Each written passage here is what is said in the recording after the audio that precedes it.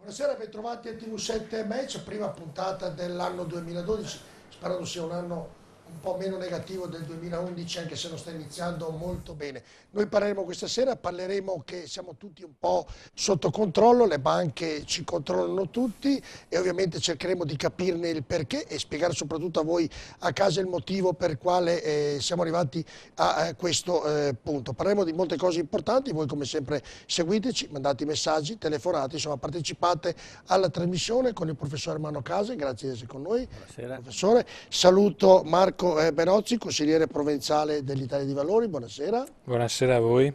Saluto Gilberto Bonetto della Lega, l'assessore provinciale di Padova, buonasera. Buonasera a tutti i telespettatori. È un piacere avere sempre con noi il senatore Luigi Namponi del PDL, grazie. Anche per me, grazie. E il senatore Marco Stradiotto del PD. Buona serata, grazie a voi. Saluto Stefano Peraro, consigliere regionale dell'UDC. Buongiorno, buonasera a tutti. Giorno, un po' di così va bene. E saluto come consigliere comunale del PDL Marco Marin, grazie Marco di essere con noi. In collegamento da Pordenone abbiamo Alessandro Corazza, consigliere regionale dell'Italia dei Valori. Buonasera Corazza. Buonasera a tutti. E poi a casa di Siamantica Sua di Massimo Alberti, che è un economista da Venezia, collegamento... Che era l'altro però.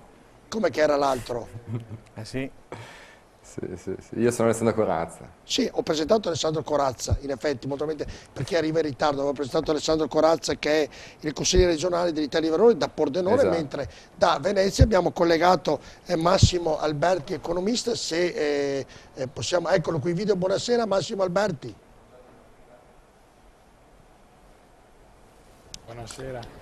Buonasera a tutti. Ecco, nei collegamenti, chiedo scusa ai nostri telespettatori, arrivano un attimo in ritardo, quindi c'è il tempo che deve ovviamente seguirci. Saluto Elisabetta Corazza, buonasera Elisabetta. I telespettatori che invito a partecipare al programma possono farlo chiamandoci allo 049 80 777 53 oppure possono scriverci al 345 3341 171. Attendiamo moltissimi messaggi, moltissime ovviamente telefonate. Senatore Namponi, prima di iniziare la puntata, perché devo far vedere qualcosa di importante? Perché anche ieri, ieri si è suicidato uno a Vicenza perché ha perso il posto di lavoro, aumentano tutti i giorni, 2 nel Triveneto nell'ultima settimana. Vi farò vedere tra poco qualcosa di importante in merito, ad avere una testimonianza da seguire con molta attenzione. Però il titolo della puntata, come avete visto, abbiamo messo sotto l'occhio delle banche. Eravamo incerti se mettere questo titolo, uno un po' provocatorio: gli italiani sono tutti spiati, cioè ormai nessuno è libero di fare più ciò che vuole. È bello questo oppure no, senatore Namponi? Ma lei probabilmente si riferisce al controllo delle movimentazioni finanziarie per evitare l'evasione fiscale, cioè uno degli ultimi provvedimenti. Sì, in generale sugli ultimi provvedimenti siamo controllati su tutto. No, perché invece sotto il controllo delle movimentazioni non è fatto dalle banche, si fa delle movimentazioni delle banche. Eravamo decisi su 2 titoli, ecco, in effetti, sì. Quindi, no, io dico che idealmente non è bello. Non è bello, ma dico anche che è una conseguenza e faccio anche una confessione. Quando 20 anni fa io comandavo la Guardia di Finanza e mi impegnavo contro l'inserimento nei circuiti onesti della moneta percepita attraverso attività fraudolente, vendita di droga o d'altro, cioè il money laundering, e a un certo punto, per riuscire ad individuare coloro che agivano nel campo della criminalità, indicai proprio e lottai per avere un sistema che controllasse le operazioni finanziarie, ne facesse emergere quelle che erano inspiegabili, considerata la persona che le faceva, le possibilità di farlo, proprio per arrivare a colpire chi riusciva a guadagnare disonestamente questi soldi. E d'altra parte devo anche dire che non è una grossa novità, perché per esempio tutti sanno benissimo che la mafia americana è stata poi colpita attraverso il controllo dell'evasione fiscale e delle movimentazioni finanziarie. Quindi non le piace, però ci vuole, è un male Prego? necessario, usiamo questo termine. No, secondo me questa continua controllo, pressione, Idealmente non la provo, devo dire che è una conseguenza di una realtà. Io avrei altre idee. Ecco, Stradiotto, in merito a questo poi avremo dei filmati, ne parleremo in maniera più approfondita. Sto facendo questa chiacchierata iniziale proprio per farvi vedere tra poco un filmato che è davvero che prende, perché praticamente farà vedere due persone che annunciano il suicidio e che poi lo mettono anche in atto. Nel ragionamento che stavo facendo non è Stradiotto che a forza di andare da questa gente, un po' la gente va via di testa e comincia a fare estremi comportamenti innaturali. Ma la gente, i casi che sono accaduti in questi mesi, in queste anche ultime settimane, sono dei casi assolutamente drammatici, dove ci sono delle persone disperate per svariati motivi. L'ultimo è una persona che ha perso il lavoro. Tra l'altro in paese nessuno lo sapeva che lui avesse perso il lavoro, cioè l'aveva ritenuto per sé questo tipo di situazione e ha fatto a un certo punto prendere questo tipo di decisione che è stata quella del suicidio. In altri casi abbiamo avuto degli imprenditori che vedevano la loro azienda fallire perché magari non avevano ricevuto dei pagamenti, magari della stessa pubblica amministrazione, abbiamo avuto casi di questo tipo. Ma credo che non sia, se trattiamo i due argomenti diventa difficile, cioè io credo volevo restare al tema, nel senso Stradiotto, che rispetto... La interrompo, mi scusi. Nel primo era perché questo filmato che io ho visto mi ha impressionato e questa sera lo farò vedere tra poco, era proprio per far capire alla gente come sta la gente, e poi ovviamente il tema della serata è quello che abbiamo parlato, però volevo farvi vedere... No, ma perché la questione però legare quello che è accaduto rispetto alla questione della tracciabilità e del fatto che sparisce il segreto bancario non stanno in piedi, nel senso che in un paese normale dove tutti pagano quello che devono pagare, molto probabilmente le cose andrebbero meglio, perché magari alcuni pagherebbero un po' meno, lo Stato potrebbe magari pagare prima i suoi fornitori e le cose funzionerebbero. In un paese dove ci sono dai 250 ai 280 miliardi di evasione di sommerso, stime Istat, insomma qualsiasi operazione di equità non la fai lavorando su chi già paga le tasse, lavorando sulle aliquote o aumentando benzina e compagnia, se prima non colpisci chi di fatto ti mette le mani in tasca. Questo è il problema. Certo, e quindi rispetto a questo la questione della tutela, della privacy deve mollare un po' l'elastico, perché sennò viceversa non riusciamo a trovare... Ha ragione lei, sono due cose completamente diverse, però ci tenevo a farle vedere perché sono rimasto impresso, quindi, poi andremo a parlare anche dall'altro. Ci tenevo a farvi vedere questo filmato, che è anche un filmato abbastanza lungo, proprio per capire certa gente come sta vivendo, e la classe politica dovrebbe capirlo ancora di più, peraro. Ma secondo me nell'era della trasparenza non possiamo volere la trasparenza per gli altri e mai per noi stessi, quindi non vedo niente di male che ci sia segnalazione di eventuali movimenti anonimi. Tutti vogliamo, soprattutto nella politica trasparenza, è bene che ci sia la trasparenza da tutti i punti di vista. Vorrei che anche lo Stato fosse altrettanto trasparente, faccio solo un esempio, con la stessa puntualità che chiede al contribuente nell'adempiere i suoi ruoli. Mi piacerebbe che lo Stato adempisse anche al pagamento dei fornitori nei tempi certi, in tempi dovuti, onde evitare tutti questi fenomeni che lei, direttore, ha enunciato in inizio di trasmissione.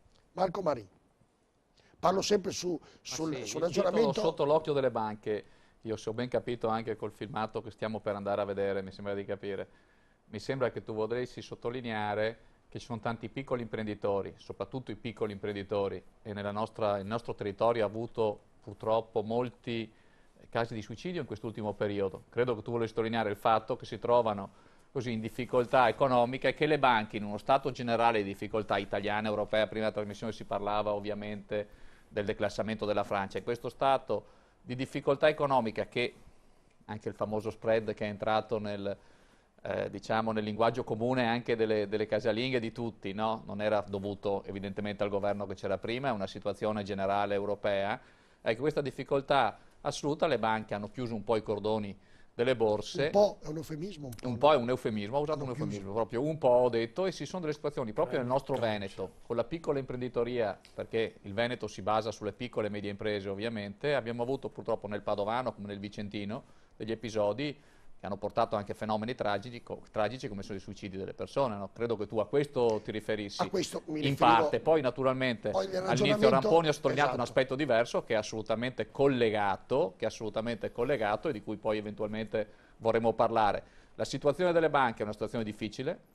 Tra altre cose bisognerà cominciare a dire che non ci sono banche italiane di livello europeo, perché le ultime quotazioni di Unicredit, cosa di questi giorni, che era l'unica banca di respiro europeo, la prima o seconda italiana con Intesa San Paolo, ma l'unica di respiro europeo, le ultime quotazioni, negli ultimi 10 giorni ha perso da 6,70, oggi valeva meno di 3 euro, quindi più del 50% negli ultimi giorni. È chiaro che è un aspetto difficile, è chiaro che le nostre sono delle banche che devono ancora probabilmente fare un percorso diverso, non so se di aggregazione, ma siccome nessuno di noi vuole i famosi cavalieri bianchi stranieri, credo, perché almeno difendere i poli bancari italiani sono importanti, tutto questo si collega allo stato attuale economico del paese, quindi credo che il discorso sia molto complesso. Molto complesso, no, ma io volevo iniziare, lo ripeto Bonetto, anche con lei, proprio per farvi vedere, tra poco lo faremo vedere questo servizio che è anche lungo ma merita di essere visto, è proprio per capire la drammaticità del momento e la gente che lo prende, perché poi parliamo, qui la gente si ammazza, cioè mica stiamo giocando, è uno che si ammazza, credo il valore della vita valga moltissimo, Bonetto. Ma, io sottolineerei un aspetto che forse non è stato toccato in questo momento. Noi stiamo vivendo in un momento molto particolare dove qualche mese fa si citava molto sulle intercettazioni telefoniche, quindi il controllo attraverso i telefonini delle persone. Ora attraverso le banche controlleremo ancora. Io credo che il passaggio successivo sia quello di mettere probabilmente un microchip ad ogni persona e così, e così avremo la garanzia che noi controlliamo effettivamente chiunque in ogni momento. Il dramma è che però ovviamente per una situazione che si è generata nel tempo, negli anni, dove è diventato molto difficile combattere l'evasione fiscale, la criminalità e chi più ne ha più ne metta, noi dobbiamo violare le tantissime persone oneste, le tantissime persone che si comportano bene ogni giorno per andare a scovare magari, io penso e sono certo che sono minori queste persone che delinquono piuttosto che evadono le tasse e quindi non hanno sicuramente un comportamento dignitoso. Qui io credo che poi noi, c'è un altro aspetto, noi consegniamo in mano questi strumenti né a forze di polizia, perché poi le banche, insomma, non è che lì abbiamo... Poi parleremo, Bonetto, di questo ragionamento, perché è un ragionamento che andremo ad analizzarlo punto dopo punto con anche delle grafiche e cercheremo di studiarlo. Il mio era un ragionamento iniziale della difficoltà per presentare questo filmato, che è un filmato drammatico da un mio modesto punto di vista. Benozzi. Ma io ritengo che i cittadini onesti non abbiano nulla da temere. Poi vorrei anche un attimo fare qualche chiarimento su questo discorso dell'anagrafe tributaria, dell'occhio delle banche, dei movimenti, del tracciamento dei movimenti, eccetera. Non ci sarà mai nessuno, non ci sarà mai una persona che va lì tra tutti i movimenti e guarda, oggi scelgo lui, domani scelgo lui. Sono delle cose automatiche tramite software che secondo certi parametri individuano alcune situazioni che vanno, diciamo, monitorate e vanno chieste e chiarite. Non so, uno fa un trasferimento sopra i tot 1000 euro, magari uno ogni 100 di questi gli si chiede per quale motivo, si va a controllare che cosa ha fatto, e chi non ha nulla da temere non ha nessun tipo di problemi, insomma. Poi è giusto anche, diceva Ramponi, non è così, però sappiamo benissimo, abbiamo letto sui giornali, il software, l'Agenzia delle Entrate che ha un bunker. È così anche 20 anni fa, cioè il livello della tecnologia oggi consente di far emergere i casi anomali, non di andare a disturbare. Può esserci anche che a un certo punto io faccia un'operazione che suscita, però se la faccio io, sanno quali sono le mie proprietà, sanno quali sono i miei movimenti, la macchina, chiamiamola macchina, il software per essere più eleganti, non lo evidenzia. Esattamente. Quindi il signore, adesso non so l'incarico, Marco Benozzi. Benotti ha ragione. Esatto, io condivido me l'ero proprio segnato dopo quando lei ha detto il singolo cittadino. Professor Manocasi, tornando invece al ragionamento, poi qui ci arriviamo tutti, perché andate avanti, io volevo invece il ragionamento era che oggi con la situazione attuale molta gente è in una situazione drammatica, prende il caso estremo, si suicida. Marco si sente tutto e niente. Voglio dire, la politica può fare qualcosa, può dare una mano a queste persone, può cercare di aiutare. Tra poco vedremo un filmato davvero che è drammatico. La politica è deputata a dare una mano, se no che cavolo ci sta a fare la politica? La politica ha l'obbligo di aiutare e di capire quali sono i problemi e risolverli. E lo fa? Il problema, questo sta ai presenti stabilire. Ne parlavo poc'anzi prima di entrare col senatore e si è arrivata alla conclusione che forse la politica va rivisitata drasticamente, perché i ruoli dei politici e della politica è stato nel tempo pian pianino è andato scarrocciando, è andato deviando, e oggi non si ha più una politica efficiente ed efficace come il Paese e soprattutto la situazione attuale comporterebbe. Io sottolineerei che il titolo sott'occhio delle banche andrebbe soprattutto indicato come sottotorchio delle banche. Le banche in questo momento non tengono d'occhio nessuno. È l'ufficio delle imposte che tramite le banche tiene sott'occhio tutti i contribuenti che hanno un conto corrente. Chi non ha un conto corrente non può essere tenuto sott'occhio, quindi nascerà una terza furbizia, dove mettere i soldi. Torneremo al mattone di una volta, no? Invece sottotorchio delle banche, perché le banche stanno creando da una parte una raccolta indiscriminata di denaro contante, perché il contante non c'è più. E allora tutti ci dobbiamo sacrificare per quei pochi che invece non si sacrificano. E quindi non possiamo disutilizzare il contante. Questo vuol dire riportare alle banche una certa liquidità, ed è notevole.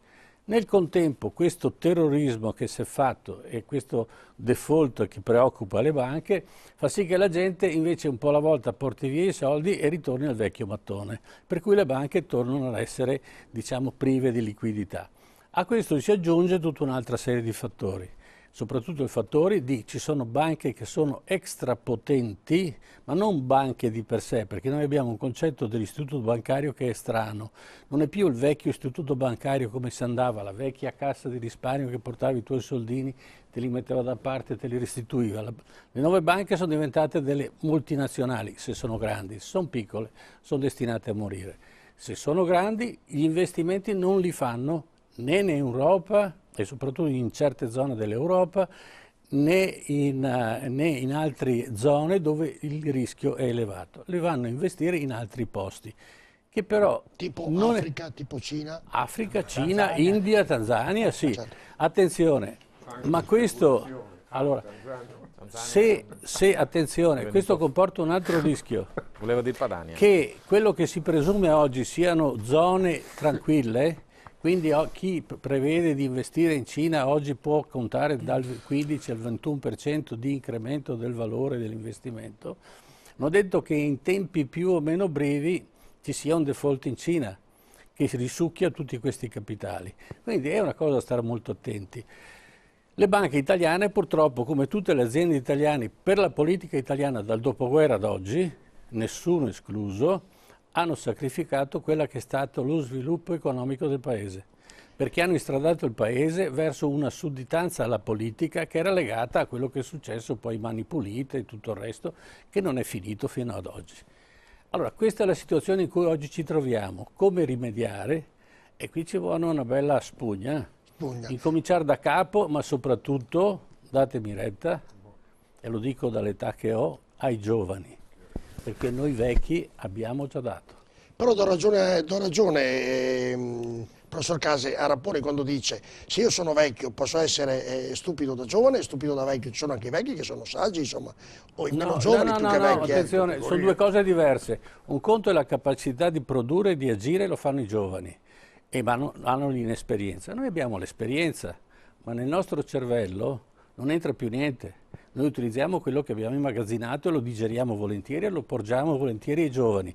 Ma io non, se vado a giocare a calcio, quando ho fatto 3 giri di campo sono morto. Però... Quindi ci vogliono i giovani che giocano a calcio, anche perché se non li abbiamo... Non per escludere noi due senatori che siamo i vecchi, Poi una delle ragioni per cui l'altra volta io stigmatizzavo il fatto che nelle prime 200 università, lo dico perché abbiamo un illustre rappresentante, non ce ne fosse nessuna italiana, è proprio questa mentalità, che a un certo punto nel cervello dei professori non entra più niente. No, Senatore, bisogna che continui ad entrare. Nelle prime 100 non si sia declassare oltre le 200. No, nelle prime 200. Nelle prime 100. Sì. Vabbè, 200, va bene, nelle prime 100. Un paese che ha Bologna, Padova, che sono state le prime 2 nel mondo, si dovrebbe bisogna vedere però questa statistica da dove arriva. Ma la ragione, posso correggerti, ripeto, il cervello recepisce anche a 100 anni. Corazza, da Pordenone, lì solo Soletto non andiamo. Cosa ne pensa allora Corazza di questo momento difficile e soprattutto anche di un filmato che tra poco andremo a vedere, che la gente compie gesti drammatici, insomma, vista la situazione economica? Diciamo che io non posso che trovarmi d'accordo con Ramponi quando dice che c'è bisogno di dare spazio ai giovani. Io non a caso sono il più giovane consigliere regionale in Friuli Venezia Giulia, dove ne abbiamo 59, e anche se adesso un'operazione, diciamo, di dimagrimento è stata attuata, quindi dimagriranno, però mi fa anche piacere vedere che lì in studio a Padova la persona più giovane è comunque un'altra persona dei Tre Valori, Marco Benozzi, che saluto di cuore. Ecco, diciamo che la situazione sicuramente è molto grave, quella che vive l'Italia, perché siamo davanti a una situazione ormai insostenibile, non però data solo dagli ultimi 5 anni di governo, come magari verrebbe facile dire, ma penso che è una situazione che abbiamo ereditato di difficoltà economica negli ultimi 30 anni a causa proprio di una classe politica che forse in tempi di vacche grasse ha preso tanto, ha creato debito pubblico che poi si riversa sulle spalle dei giovani come quelli della mia generazione, e che adesso ovviamente l'economia ci chiede il conto, cioè ci chiede di pagare, di tornare indietro, tra virgolette, quello che è stato speso senza avere copertura. Ecco, in questo senso qua penso che diciamo, le banche, invece che agevolare, diciamo, la ricrescita, non fanno più mutui ai giovani, questo lo vedo proprio anche tra i miei amici, e quindi si rischia che proprio loro, che dovrebbero farci uscire un po' anche da questo sistema, da questa crisi, rischiano di strozzarci. Non a caso proprio un mio amico disoccupato, a causa un po' della situazione difficile che stiamo vivendo, proprio 2 settimane fa è scomparso di casa, e quindi in effetti questa recessione, comunque questa difficoltà economica, sta dando proprio, anche io le vivo sulla mia pelle, molte difficoltà, anche atti drammatici che dovrebbero aiutare o comunque sensibilizzare di più i politici a trovare delle soluzioni, insomma, importanti, sempre che non sia anche un po' troppo tardi, perché comunque intanto il debito pubblico è aumentato, la recessione c'è per tutti e quindi non è facile uscirne.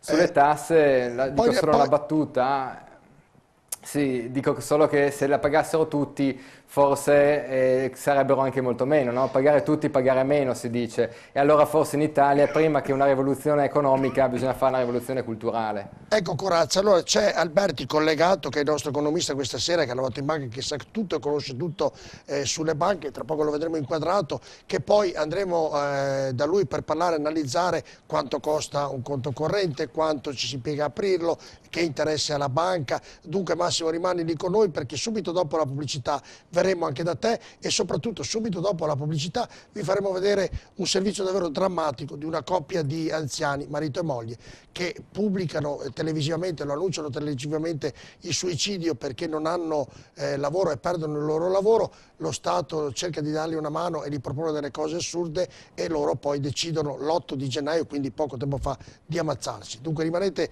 assolutamente con noi, che subito dopo la pubblicità vi faremo vedere questo filmato in esclusiva, tra poco. Rieccoci a TV7 Match, Elisabetta Corazza mi diceva che ci sono già molte telefonate, ovviamente cercheremo di passarle più avanti nella trasmissione e mi raccomando a tutti quanti di essere brevi nell'intervento. Allora, come vi avevo promesso prima della pubblicità, abbiamo un servizio molto particolare, una coppia di signori, marito e moglie di Bari che annunciano televisivamente in una televisione privata che decidono un giorno o l'altro di suicidarsi perché hanno perso il loro posto del lavoro e non hanno soldi, e prima di farlo però spiegano il perché. Guardate attentamente questo servizio.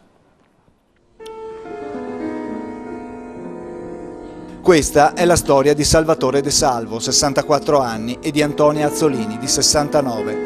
Una storia di sacrifici, speranze e disperazione che lascia l'amaro in bocca. Una storia di indifferenza e di false promesse, ancor più tragica dopo che si sono capite e conosciute le ragioni, il lungo percorso di sofferenza e le richieste di aiuto dei coniugi.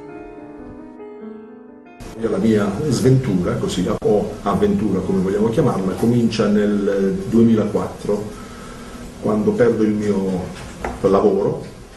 A questo punto Salvatore De Salvo perde la casa e con la moglie si trasferisce in una casa accoglienza del comune di Bari, la Sole Luna. È il 2007, siamo nel mese di settembre. Dopodiché siamo arrivati alla nostra permanenza nella casa di accoglienza. Parliamo dell'anno 2007, del settembre 2007, ci avevano messi in 2 stanze separate e io ho fatto un conto molto semplice. Noi due costiamo al comune di Bari, ai cittadini di Bari, alla comunità, circa 110 euro al giorno. Preferiscono spendere 110 euro al giorno per noi due e tenerci in una topaia che vi invito a vedere in che situazione stiamo, con un'umidità che ci sta rovinando le ossa. Già i primi tentativi con il sindaco e con l'assessora non davano frutti. Allora, per farci sentire abbiamo fatto uno sciopero della fame che è durato 10 giorni. Ci hanno chiamato a Roma ad una trasmissione, ricomincio da qui con la Deusanio. Venne anche nella trasmissione, volle partecipare e ci promise davanti a tutti gli italiani: a Salvatore lo vogliamo aiutare. Dopodiché io aspettavo adesso che la promessa si concretizzasse in realtà, ma sono passati 5 mesi, nonostante mie sollecitazioni, inviti e tutto quanto, niente, zero assoluto, nessun riscontro, nessuna risposta. E quindi abbiamo tentato insieme, scientemente, consapevolmente, il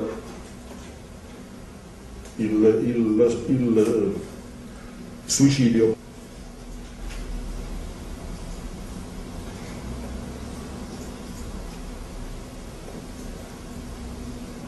Le chiedo scusa. Mi sono presentato dal dottor R, responsabile delle politiche di inclusione, con il quale ho avuto questo colloquio. Gli ho chiesto assicurazioni perché venivo da una delusione delle istituzioni pubbliche. Lui ha detto: non ti preoccupare perché c'è una delibera fatta da un dirigente ex direttore della ASL di Giovinazzo, che aveva impostato questa delibera per venire incontro alle persone disagiate e invalide. Lui mi ha confermato questo, aveva controfirmato questa delibera all'epoca, le parlo del 2007, quindi l'anno precedente. Io mi inserisco nella ASL Bari di Giovinazzo, mi mettono nell'ufficio del coordinamento delle politiche di inclusione, elaborazione progetti. Dopo l'ennesima protesta, Salvatore De Salvo nel 2008 viene inserito nei tirocini formativi dell'ASL di Bari, istituiti per le persone disagiate, con la promessa di essere regolarizzato poi l'anno successivo. In ultimi tempi, fra le altre cose, nella ASL Bari a Giovinazzo avevo assistito a delle situazioni un pochettino anomale, tipo dei progetti fatti per i bambini disagiati, che poi i soldi venivano distolti per altre cose. Allora io feci una proposta ai dirigenti della ASL, ai dirigenti e anche perché io le posso dire questo: verso fine 2008 c'era un rapporto di amicizia, di stima di collaborazione fra l'altro, perché gli mandavo delle mie lettere. Allora pensavo di fare cosa utile e gradita a lui nell'informarlo su quello che accadeva nella ASL Bari. Dopo che gli ho inviato una mia proposta operativa, giusto per guadagnarmi questo ingresso nella ASL Bari, gli ho inviato questa proposta di creare un servizio per monitoraggio sprechi, a vantaggio perché siccome avevo visto sprechi, sotto i miei occhi accadevano sprechi tutti i giorni, con una task force di 2 persone, li avevo già pronti, che noi dobbiamo semplicemente controllare dove ci sono sprechi e riferire a voi. Allora ho mandato le raccomandate, lettera morta, non ho avuto risposta. Dopodiché è arrivato lo scandalo, è arrivato il fatto che poi ci hanno fatti fuori, ci hanno impedito. In tutto questo fascicolo ho visto che lei ne ha mandato circa una 70 di email, fax. Ho mandato 100 lettere, come hai indicato pure per altre cose, per il fatto della Sole Luna. Mi ha colpito anche che lei abbia mandato queste 10 domande, le famose 10 domande rivolte a... E lo stesso documento l'ha mandato per 17 volte con email nella maniera più assoluta, ma non soltanto email, raccomandate. Questo perché sono delle domande talmente mirate e specifiche. Ho avuto la dimostrazione che ha preso in giro me e i pugliesi tutti quanti, perché messo poi all'atto pratico di fronte ad un caso reale di malasanità e quindi di porre freno a questo sperpero di denaro pubblico, è chiaro, lui se ne lavate le mani, non ha fatto niente, non mi ha fatto scrivere manco dalla segretaria o da qualcun altro, niente, ha semplicemente preso le distanze da me, da quella persona che alcuni mesi prima ringraziava per gli scritti che gli mandava. E dopo un anno di permanenza all'ASL di Bari scoppia lo scandalo sanità. Salvatore De Salvo dunque nell'aprile del 2008 è entrato all'ASL di Bari, poi l'anno successivo quando dovrebbe essere appunto regolarizzato e assunto lo scandalo delle assunzioni improprie, e ci sono 86 persone che finiscono sul lastrico, che perdono il lavoro, tra queste anche Salvatore De Salvo. Il 2008 ad aprile sono entrato nell'ASL, nel 2009 quando dopo un anno di tirocinio dovevo essere stabilizzato, quindi assunto in pianta stabile, viene fuori lo scandalo che è venuto sui giornali delle assunzioni improprie nell'ASL Bari, ci sono degli articoli sui giornali, c'è un annullamento della delibera in autotutela da parte della Corte e manda sul lastrico 86 persone, perché oltre a me c'erano anche altri 85 persone che erano state assunte con questo progetto, era un progetto di inclusione lavorativa. Solo che in questi 86 c'erano delle persone raccomandate da parte di politici o di amici, non avevano né disagio né invalidità, né appartenevano al CSM, quindi erano delle persone messe lì raccomandate. Per rientrare nella ASL Bari c'è una dirigente della ASL Bari, la dottoressa insieme ad un sindacalista della CGIL. Queste 2 persone mi hanno proposto, per mettermi a tacere, di fare una pratica, loro mi avrebbero agevolato nel crearmi una falsa pratica di invalidità psichica. Allora ho avuto quindi nel settembre-ottobre del 2009, ne parlo settembre-ottobre del 2009, questa convocazione urgente della dottoressa, abbiamo un primo incontro, già mi fanno questa proposta, io lì scatto, perché io sono contrario alle cose false. Allora abbiamo comprato un registratore, abbiamo comprato questo, e nel secondo incontro siamo andati con il registratore. Ho registrato tutto quanto, loro hanno parlato, secondo e terzo incontro. Dopodiché ho informato di questo un giornalista della Gazzetta.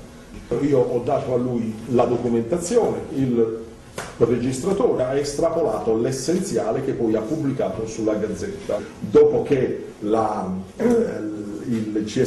l'ASL Bari, come ciliegina sulla torta, mi dava un'invalidità falsa per farmi lavorare, io ho incominciato uno sciopero della fame che ho denunciato fra le altre cose ai giornali, ho denunciato alle istituzioni, ho denunciato anche al Bettola. Guardi, si può dire che ha tutta la documentazione che io ho prodotto in questi 2 anni, ho una certificazione di una psicologa, dottoressa laureata del CAPS, che in una sollecitazione a muoversi fatta alle istituzioni nel settembre del 2009, scrisse una lettera raccomandata inviata a mezzo fax, raccomandata inviata alle istituzioni di tutte quante, muoversi. Lei non aveva di certo problemi di validità psichica. Che non è sano di mente. Allora, questa dottoressa dalle istituzioni è stata minacciata di essere trascinata davanti alla Procura della Repubblica con una denuncia penale se non avesse fatto una rettifica alla denuncia alla sollecitazione che lei aveva fatto alle istituzioni. Sì, di meritare un qualche cosa che mi dia la possibilità di uscire dal posto infernale dove sto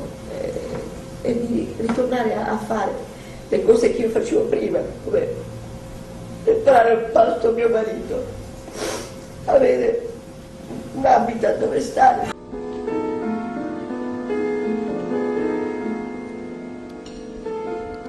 Salvatore De Salvo, 64 anni, rappresentante di tessuti, disoccupato, si è lasciato morire all'alba di domenica nello specchio d'acqua antistante il Lido San Francesco, forse dopo aver ingerito dei barbiturici.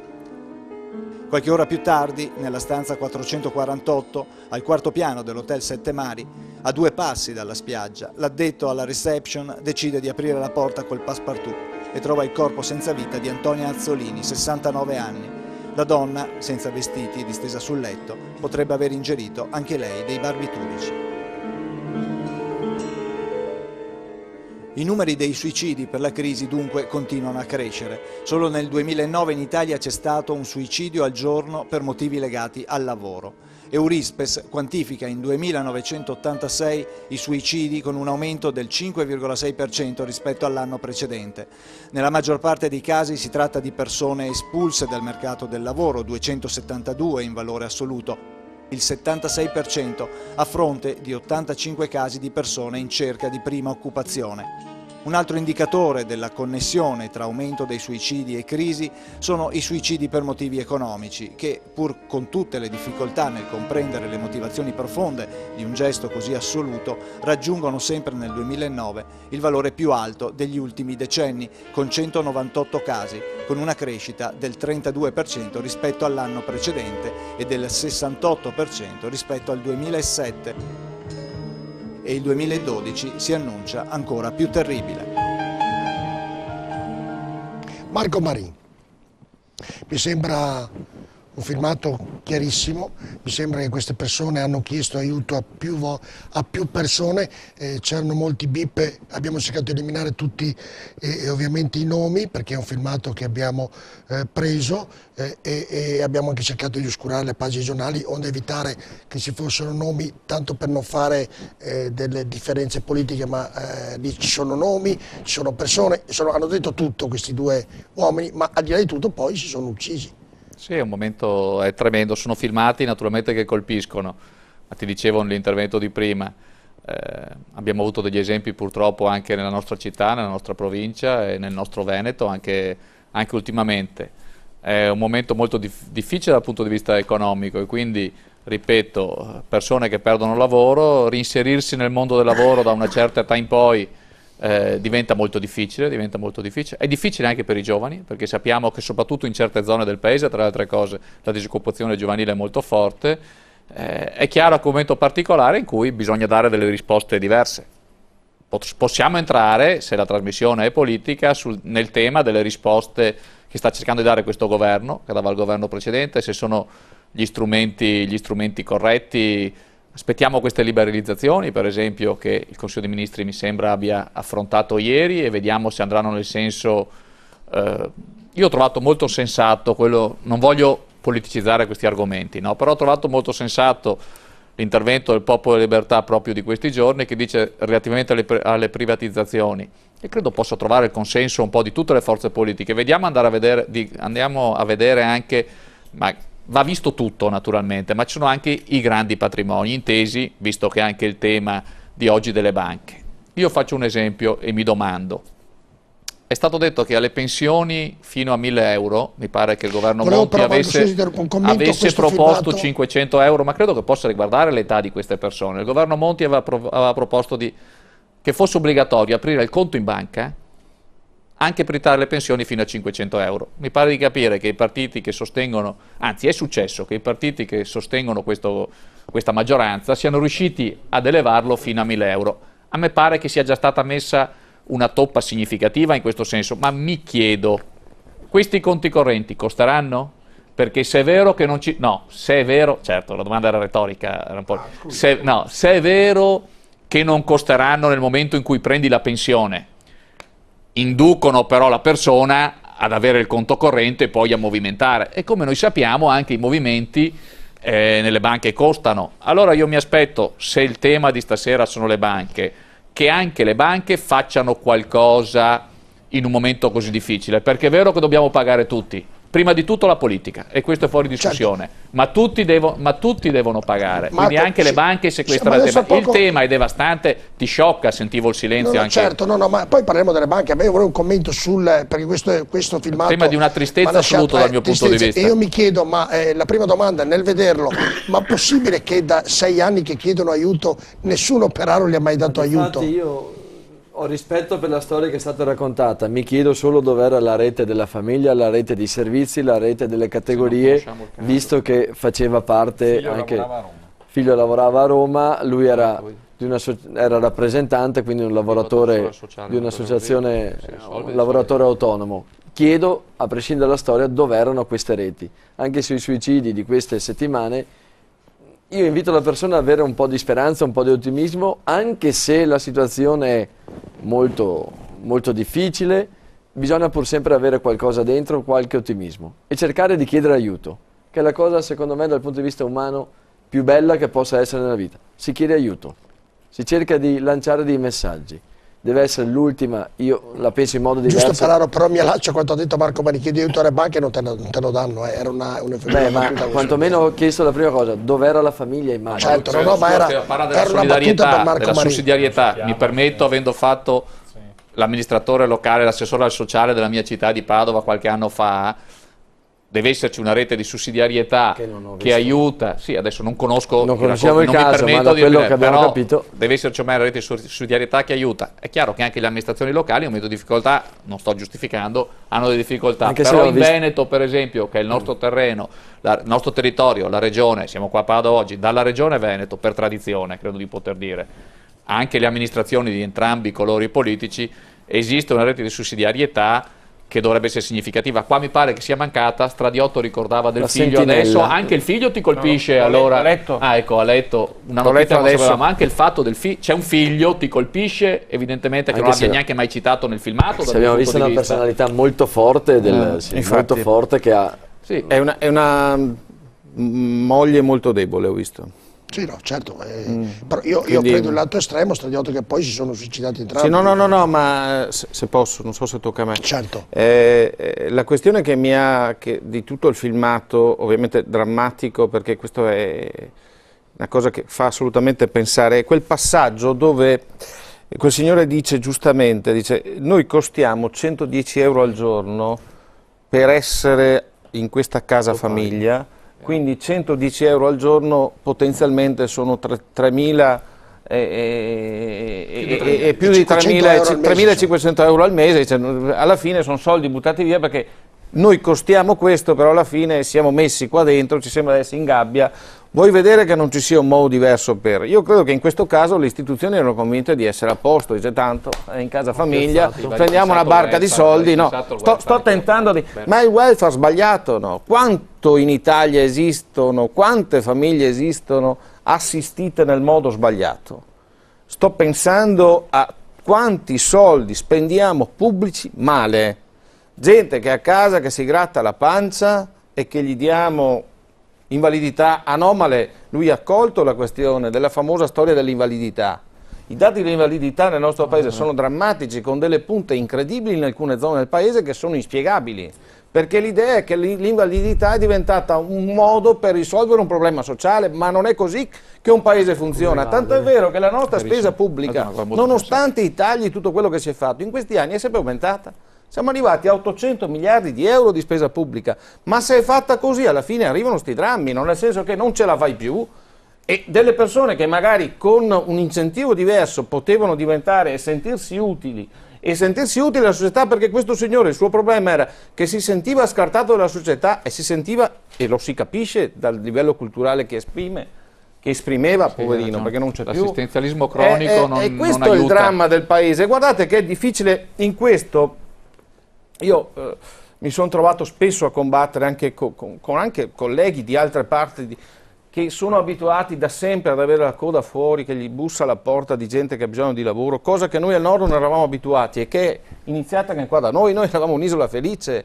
Fino a qualche anno fa, se un politico al nord-est, chiamava un'azienda per segnalare qualcuno, rischiavi di fargli del male a quella persona, perché diceva se è venuto da te vuol dire che non ha voglia di lavorare. Stradiotto, al sud è stato ed è un disastro e alcuni hanno dato la soluzione con dei meccanismi assistenziali che non è assistenza, ma è l'esatto contrario. A conclusione di questo ragionamento, perché alla fine vai ad ammazzare un uomo quando tu gli fai la carità e lo metti tutto sommato in galera. Tanto era un lavoratore autonomo, quindi immagina come era abituato ad operare. A supporto di quanto ha detto Peraro nella conclusione di questo ragionamento, per far capire la politica se può aiutare, diceva giustamente Peraro, professore Manocase, è giusto chiedere aiuto, però mi sembra che questi hanno chiesto aiuto, gli imprenditori di Padova in difficoltà. Sì, ma erano aiutati questi, perché se costavano 110 euro al giorno, erano aiutati? Erano aiutati nel modo sbagliato? Questo è il problema. Volevano quel tipo di aiuto. Non volevano quel tipo di aiuto. Ma la sommano... politica, se tu chiedi alla politica, sono convinto che a Bari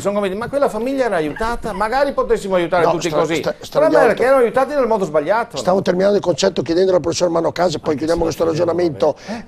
L'aiuto lo chiedono, l'hanno chiesto loro in una determinata maniera, come diceva Marco Marini, con dignità, lo chiedono gli imprenditori di Vicenza, di Padova, i 3-4 che nel breve tempo si sono ammazzati, hanno chiesto aiuto, nessuno gli ha dato aiuto, professor Manocase. Questi hanno scelto, in vista del loro dramma economico, il gesto più drammatico che uno può... Allora, il senatore Stradiotto ha individuato un fattore di tutto questo meccanismo, perché abbiamo accusato fino adesso i politici prendono troppi soldi, eccetera, però se sommiamo tutto sommato il costo, virgolette, della politica normale, cioè il senatore, il deputato, piuttosto che non sono tanti soldi, non mettono in default l'economia italiana. Invece va visto tutto l'apparato, che è quello che pesa di più. E per esempio questo è il caso tipico. Il costo di una persona che viene soccorsa, il cui contributo reale corrisponde a 5 euro al giorno e vengono spesi 110 euro. Allora, non è possibile aiutare in questa maniera, perché lo Stato va a fondo e la persona viene umiliata. Addirittura lo si vuol passare per matto in maniera tale da potergli dargli un contributo per farlo vivere, e contro la sua dignità di uno che è vissuto indipendentemente per 50 anni e ha fatto della propria vita ciò che voleva, in un momento di difficoltà non lo si approccia, non lo si aiuta nella maniera giusta. Ma accanto a questo esempio c'è per esempio gli altri fatti che abbiamo già presentato nelle altre trasmissioni, che corrispondono agli aiuti che noi diamo agli extracomunitari. Noi diamo gli aiuti agli extracomunitari che sono 50 euro al giorno, pari a 1.500 euro al mese, che se noi diamo all'extracomunitario il 50% di quello che noi diamo alle organizzazioni, che scusate sperperano, perché non ho capito come mai il risultato finale sia inferiore, anzi mettendoli tutti insieme dovrebbero fare un'economia di scala, cosa che non avviene, e allora a questo punto c'è da ripensare l'organizzazione. Che tipo di organizzazione noi ci diamo per poter aiutare, e siamo all'estremo. Questo è il problema più piccolo che ha il Paese, non parliamo di tutti i problemi intermedi. Allora questa è la problematica più pesante. Giusto ieri ho trovato un amico che ha adottato una bambina in Russia, è andato in Russia, in Siberia addirittura, in una grande città che io non conoscevo ci fosse 1 milione di abitanti, dove c'è il gelo tutto l'anno e che stanno benissimo perché c'è una centrale elettrica nucleare, quindi hanno caldo quando vogliono, hanno fresco quando gli pare. E lì ha trovato degli italiani che sono andati in nostre esportazioni di cervelli, in piena Siberia, pagati benissimo, direttori di aziende o di attività culturali, e che dicono: come mai li fate andare via dall'Italia queste persone? Ecco, parliamo dei giovani, io insisto sempre sul concetto. Perché questi ne avete bisogno. Ed veniva fuori poi anche il fatto, dice, ma spendete tanti soldi, ed è giusto, per gli extracomunitari, chiamiamo tra virgolette, per sostenerli, e non riuscite a sostenere quelli che meritano di essere sostenuti. Questo è il problema dell'Italia. C'è un altro capitolo. Vabbè, allora abbiamo voluto farlo vedere questo qui e speriamo, senatore Ramponi, che magari con l'aiuto della politica, con l'aiuto delle sedi sociali, non lo so, magari non sia la mia preoccupazione per l'ho fatto vedere, perché ho paura che sia come un tam tam, più ne vedono più si uccidono.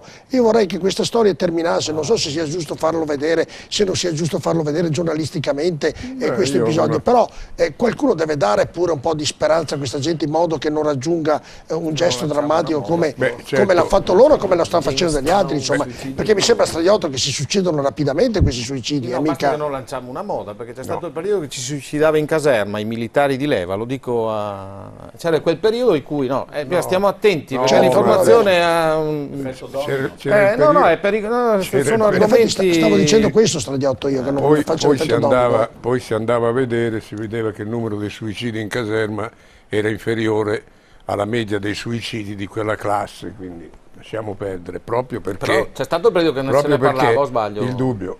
Oh, ma certo, ma era per se è giusto quello che dite, cioè a un certo punto il rischio, al quale anche lei ha accennato, tu hai accennato, è che ripetendo questi casi, alla fine intanto si oggettivizzino, invece stiamo parlando su 60 milioni di cittadini, o se vuoi 25 milioni di forza lavoro, stiamo parlando di 2000 rotti. Ecco, primo.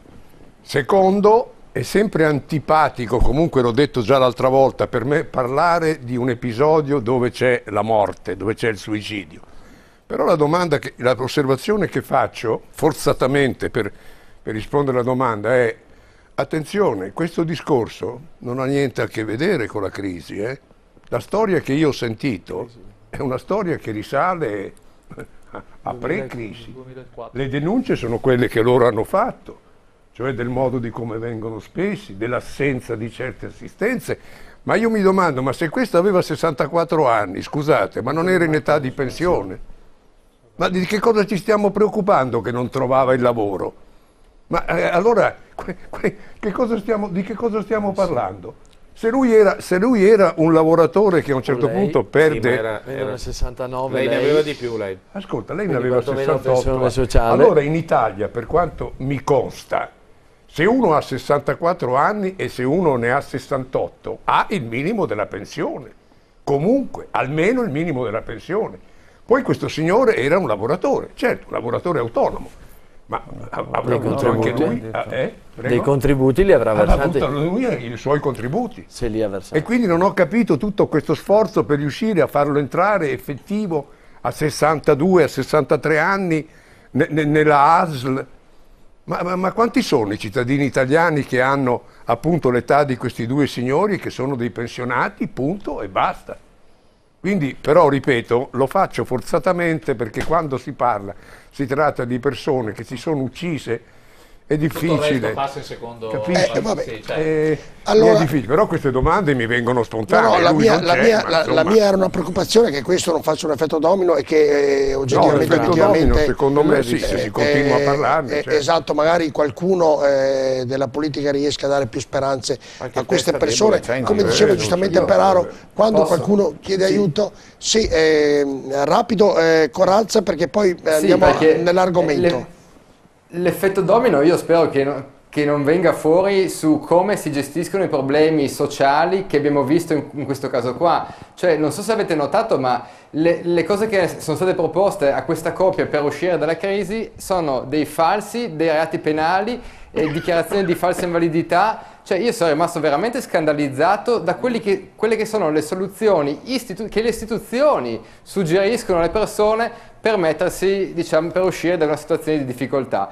Adesso, voglio dire, noi nel nostro piccolo in Friuli Venezia Giulia, in Consiglio regionale, abbiamo proposto come Italia dei Valori nel 2008, subito dopo eletti, i contratti di solidarietà, meno persone, cioè le stesse persone lavorano un po' meno ore, in modo tale da permettere a tutti di lavorare e quindi di non mandare nessuno in disoccupazione, tra virgolette. Anche questa è una forma di ammortizzatori sociali e va bene, ma io mi chiedo, ma com'è possibile che a livello comunale, dove ovviamente i servizi sociali sono molto più vicini e in stretto contatto anche con la gente, non ci siano delle soluzioni istituzionali o comunque dei regolamenti o quant'altro che si possano adottare per aiutare queste persone. Cioè, se la politica dà queste risposte qua e si accorge anche della crisi in cui vive le persone così tardi, è meglio che ci sbrighiamo a cambiare classe politica, perché veramente se è così che si affronta la crisi siamo messi veramente male. Va bene, noi torniamo all'argomento. Marco, vorrei tornare nell'argomento, vorrei farvi vedere subito un servizio su questo momento dove siamo un po' tutti controllati, quantomeno il cittadino è controllato. Vediamo il servizio di Tullio Trivellato. Telecamere, carte di credito, computer, cellulari, tablet, smartphone, social network, telepass, navigatori satellitari e chi più ne ha più ne metta. La tecnologia più sofisticata controlla i nostri movimenti, partendo dalle azioni più banali, come può essere prendere un caffè o accendere la luce al mattino appena svegli. Nulla sfugge, il controllo può essere pressoché totale. È la nostra società, una società dove conoscere i gusti dei consumatori o il contenuto di una conversazione telefonica tra persone influenti può avere un valore enorme. Il meccanismo è avviato e oggi la tecnologia permette un controllo capillare. Da 5 anni è in funzione a Roma un supercomputer chiamato Serpico, acronimo di Servizi per i Contribuenti, in grado di processare 22.000 informazioni al secondo e che mette a confronto dichiarazioni dei redditi, polizze assicurative, informazioni del catasto, del demanio, della motorizzazione e molto altro, con lo scopo di stanare gli evasori fiscali. L'essenziale per essere controllati però è esistere, essere presenti in una delle tante caselle di questo mosaico. Da lì basta un tasto e poi, schermata dopo schermata, il PC rivela auto intestate, bolletta della luce, dell'acqua, del gas, l'iscrizione al tennis club, le spese per la ristrutturazione della casa e tutto il resto. Si inserisce il codice fiscale o la partita IVA del contribuente e la macchina si mette in moto, dalle ultime dichiarazioni dei redditi alle proprietà, dalle utenze a qualsiasi altra azione di cui resta traccia e per cui abbiamo dovuto usare ad esempio il codice fiscale. Ancora poche settimane poi tutti dovremo avere un conto corrente bancario per poter incassare lo stipendio o la pensione. Contante limitato fino a 1.000 euro di mano in mano, per tutto il resto c'è la banca, come dire, tracciati per forza. Una situazione che il governo ha deciso di sfruttare appieno. Dal 1 gennaio 2012 il lavoro del super cervellone è stato potenziato e ora potrà fotografare anche i movimenti dei conti correnti e controllare così tutte le operazioni sopra i 1.000 euro. Prima questa intrusione in banca era consentita solo davanti a un fascicolo già aperto, quindi per contribuenti che erano già sotto controllo per qualche irregolarità. Chi non ha nulla da nascondere non ha nulla da temere, prometteva Adolf Hitler nel 1936, ma con questo argomento dittatori e chiese da sempre cercano di controllare le persone al fine di fare i propri interessi e di perpetuare il loro potere. Nel coso ne sono un dittatore. Benozzi. Sì, diciamo il servizio spiega molto bene quello che è il discorso relativo a Serpico e alla... Poi sì, ricordavo una celebra... Arrivo da Alberto subito poi, sì. Diciamo, ricordavo un predecessore non troppo illustre, ecco, se proprio... Diciamo che sicuramente io ritengo che invece ribadisco quello che ho detto prima, cioè chi non ha nulla da temere non ha nulla da temere, insomma, poi io voglio dire, non è che... Un po' troppo controllati si è però. Insomma, io adesso in queste ultime settimane si è fatto... Ma mi consentite di dire una cosa, ma noi su questi sistemi di controllo, per esempio, rispetto agli Stati Uniti, arriviamo con 20 anni di ritardo, ma certo. Non credete che noi abbiamo passato le ultime diciamo, festività natalizie col discorso di Cortina e si è sviluppato un bailame di questo, di quell'altro, ma che diamine vogliamo star qua a dire? Voglio dire, se uno presenta da un giorno all'altro 400 in più di scontrini solo perché c'è l'ispettore che guarda in giro cosa fai e cosa non fai, questo starà a significare qualcosa, sì o no? Cioè non siamo, non occorre neanche commentare però io queste semplificando, cose. se Hai voglio andare a capito? prendere i soldi miei in banca che sono miei, invece Ma- che prendere 1.000 euro, ma voglio li prendere potrà andare a 3.000, prendere benissimo. no, nessun problema, però se controllato, Se non l'hai presi in nero, qual è il problema? No, certo. d'accordo, però Stradiotto, però insomma mi sembra un po'... Se non sono presi in nero, qual è il problema? Certo, Poi perfetto. anche sul discorso, e finisco, sul discorso delle banche, io inviterei anche i cittadini ad essere un attimino più coscienziosi quando decidono di aprire un conto in banca. Faccio il mio esempio, io ho 2 conti in banca,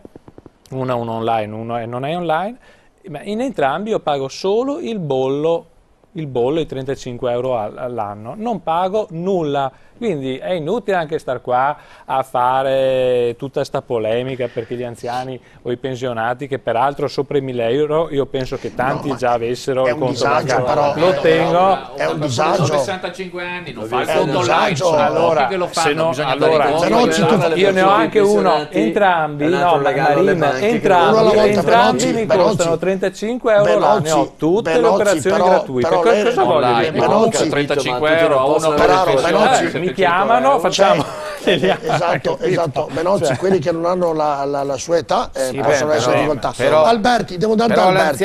L'anziano che viene derubato quando esce dall'ufficio postale probabilmente spende più dei 35 euro. Cioè, i paesi normali, il liquido non esiste più. Nei paesi normali, l'Italia è un paese strano. Non è falsi abituali. Poi se la vecchietta la scippano, allora quello non è un costo. Ho capito. No, è un discorso diverso. Ma no, dopo.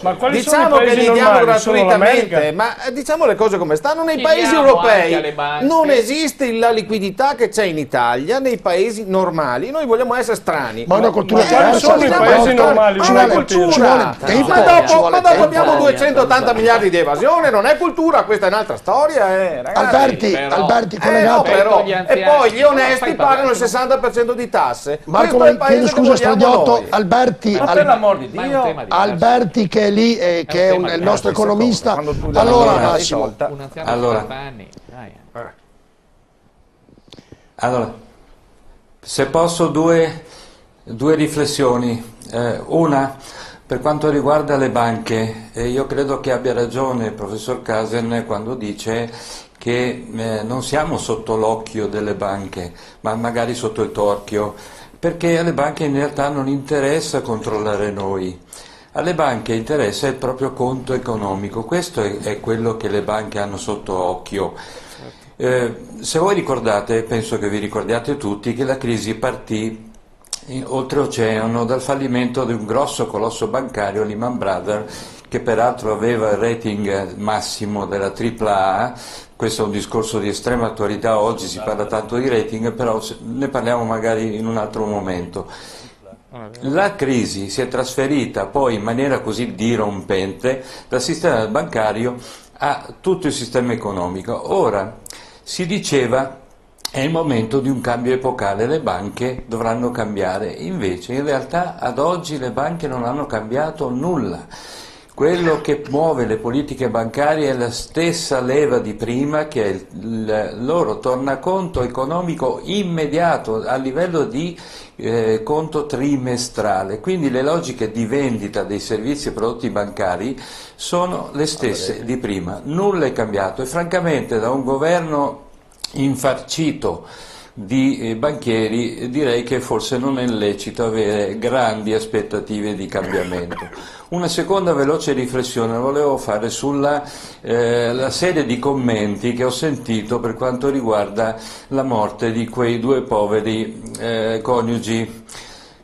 Quei due signori, intanto se non è colpa loro se la pensione a 62 anni, se ricordo bene, non ce l'avevano, la cosa evidente è che non si può prendersela con la famiglia o col figlio che non è stato mai menzionato. Qui è mancata assolutamente l'assistenza delle istituzioni. Questa persona si è rivolta, fatalità, incappando nello scandalo della sanità pugliese, vittima di uno scandalo politico. L'assenza e l'indifferenza delle istituzioni è la cosa drammatica e questa volevo spendere un altro minuto per una riflessione importante secondo me sul fatto che in Italia manchino sempre i soldi. perché un'opera che in preventivo in Italia costa 1 milione di euro, a consultivo ne costa 10 o 20 milioni? Perché questo avviene regolarmente su tutto e a tutti i livelli?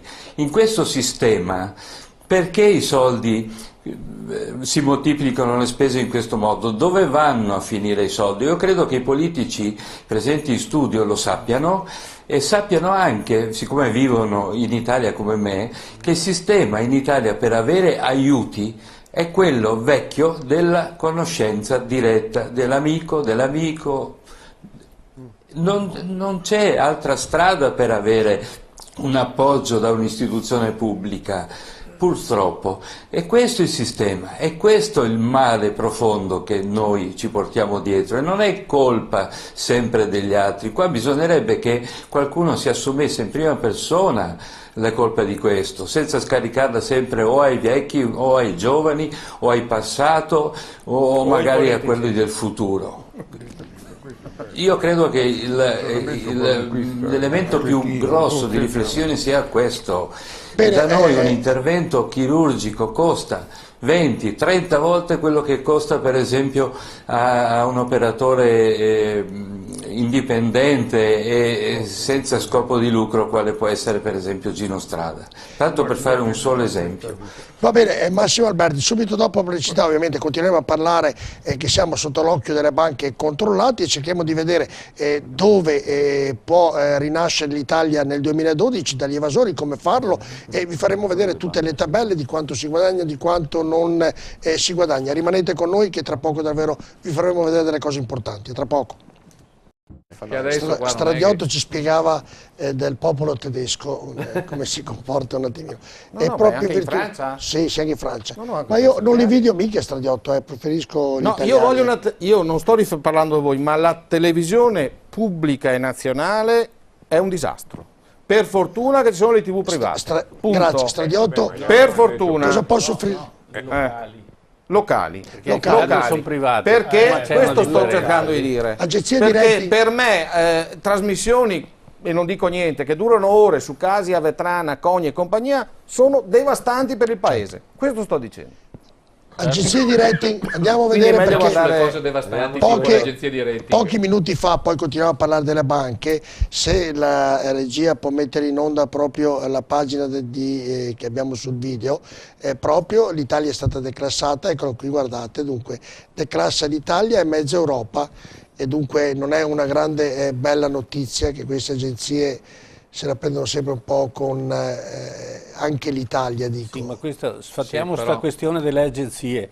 Sono agenzie private che se la contano e se la dicono e sono i primi ad andare in default. Sono andato alla AAA, alla Lehman Brothers. Alla Lehman Brothers il giorno prima di fallire è andato alla AAA. No, la Lehman Brothers non aveva la AAA quando, poco prima che andasse in default, lo so. Un mese prima. Diciamo perché la città di Padova ne è stata coinvolta. Un mese prima, ma non se ne sono accorti 1 anno, 2 anni, 3 anni prima, 3 mesi prima. Siamo accorti improvvisamente. Hanno un valore, hanno un valore sul mercato. Hanno un valore sul mercato. Hanno un valore meramente... Infatti sono usciti venerdì, oggi è venerdì, sì, escono nel tardo pomeriggio le borse... meramente simbolico, che poi invece, dette da persone che hanno carisma, perché si dà carisma a delle compagnie che non lo hanno, perché l'hanno dimostrato di non averlo, e allora possono far fallire. Alberti, hanno un valore, come diceva, non molto importante queste agenzie, secondo lei?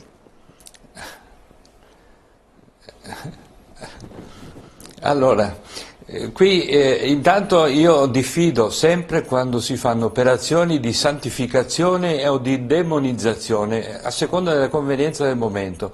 In questo momento è comodo demonizzare le società di rating e questo si sta facendo.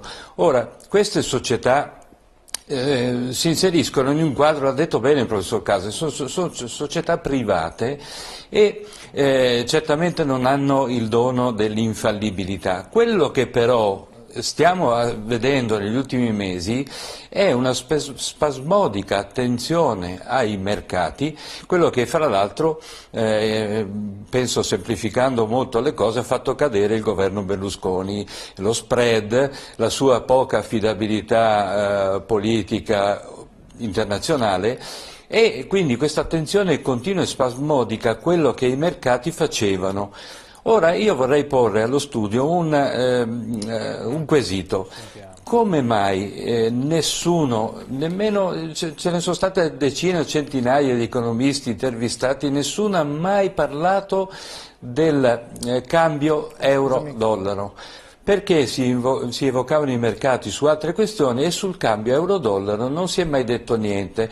Perché si sarebbe visto che l'euro in realtà manteneva stabilità e forza nei confronti del dollaro, a parte gli ultimi giorni in cui ha perso terreno, ma non certamente in maniera drammatica. Nessuno ha mai parlato di mercati riferiti al cambio, perché l'euro in realtà rimaneva forte, quindi il mercato stava dicendo che l'euro non era realmente in pericolo. I mercati non sono infallibili, però tutto il resto si metteva in grande risalto e tutto il resto è indotto commissariamenti prima del governo, poi del Parlamento, perché che ci piaccia o no questo Parlamento è sotto tutela, sotto la drammatica spinta di queste situazioni finanziarie, mentre per il cambio è stato ignorato bellamente, quando il cambio in realtà è rimasto stabile, perché il dollaro francamente ha più problemi dell'euro, ma questo non è stato mai detto. Allora mi chiedo io, il professor Caseno, devo citare un'altra volta, ha parlato di terrorismo, cosa si sta facendo qui del terrorismo finanziario? È una domanda che io faccio. Rapponi, senatore, diceva. Ma io vorrei dire che abbiamo veramente bisogno noi del giudizio di queste agenzie. Cioè, la realtà mi sembra una realtà molto chiara.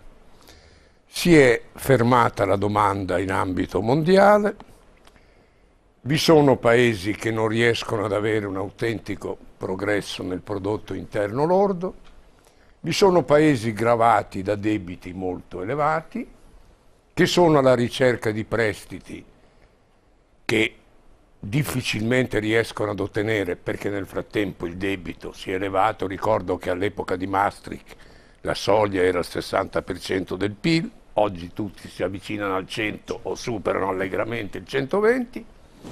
Allora io non mi meraviglio se a un certo punto anche queste agenzie a un certo punto danno una valutazione che secondo me è aderente alla realtà. Però sono d'accordo con chi dice che queste agenzie sono delle organizzazioni private che cercano tra l'altro di attirare l'attenzione e la credibilità, ma che secondo me non sono determinanti. Scusate, mi si dice che oggi la borsa è calata da noi dell'1%, negli altri paesi dello 0 qui, 0 là, per la decisione di questa agenzia, ma 3 giorni fa senza l'agenzia era calata del 2%, quindi è roba da ridere. Invece io vorrei dare alcuni dati che sono dati di speranza, perché sono anche un po' stufo di continuare a sentire che siamo alla soglia del disastro. Allora, è uscita la notizia che nel 2011 le nostre esportazioni sono aumentate del 5%. Questo è un dato serio e positivo, molto di più del rating. È uscita la notizia che il fabbisogno nel 2011 si è ridotto di più di 6 miliardi. È uscita la notizia che il nostro deficit è del 4,3% del PIL, uno dei più bassi di tutti i paesi europei.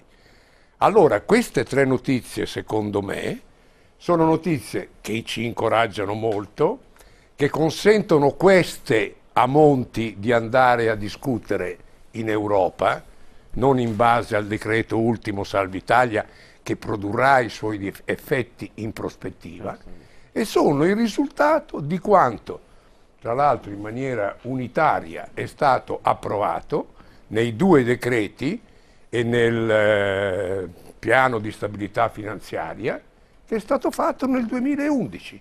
Questi, è vero? Questi sono i dati, questi sono i risultati. Scusi, però no, sì, ma non... Questi dati sono importantissimi, ribadiamolo, perché altrimenti la gente crede che qua sia un disastro. No, non lo è, siamo in ripresa. Ne discutiamo, però io devo fare una trasmissione televisiva, perché se lo ripetiamo 10 volte, Bonetto, loro, cioè il senatore Ramponi dice che bisogna guardare con ottimismo. La Lega non guarda con molto ottimismo questo governo e quello che sta dicendo il senatore Ramponi. Io non ho parlato di questo, scusi, ho parlato del precedente. Ha detto che c'è una positività, e questa positività l'ha data dovuta a quello che abbiamo fatto, tra l'altro, su input del Presidente della Repubblica, d'accordo. D'accordo. E loro non sono d'accordo con quello che sta facendo la Lega. Gli domando, loro sono stati metà percorso l'hanno fatto. Loro sono i partecipi dei 2 decreti e del piano di stabilità finanziaria. Allora, Monti io credo che vada precisato una cosa: se questi dati che ha appena dato il senatore sono riferiti al 2011, sicuramente non si possono imputare a ciò che ha fatto Monti. Certo. Ecco, allora voglio dire, a questo punto dobbiamo dire che il governo Berlusconi aveva lavorato tutto sommato bene, no? Ma lui questo voleva dire di fatto, che coinvolgeva anche te in positivo. Ecco, io credo che le azioni che il governo Monti ha intrapreso, e non sto qui per partito preso a dire la mia opinione contro, però certo che io faccio questo esempio: in un'azienda, e ne abbiamo tante nel territorio, quando si trova in difficoltà non è che la prima cosa che fa è quella di aumentare i prezzi dei propri prodotti. Diversamente va a vedere dove ha degli sprechi, dove può andare a togliere diminuendo il costo di produzione del pezzo per rimanere competitivo nel mercato. Noi abbiamo fatto l'inverso, noi abbiamo aumentato le tasse e dal mio punto di vista causeremo nel proseguio una diminuzione di lavoro, perché quando poi, scusate, una diminuzione di entrate di tasse, proprio perché diminuirà il lavoro. Non è che è sintomatico che poi quando arriva poi la crisi, se l'azienda non fa reddito non crea il reddito per pagare la tassa, no? Questo è il nostro pensiero, però per carità saremmo ben felici di essere smentiti.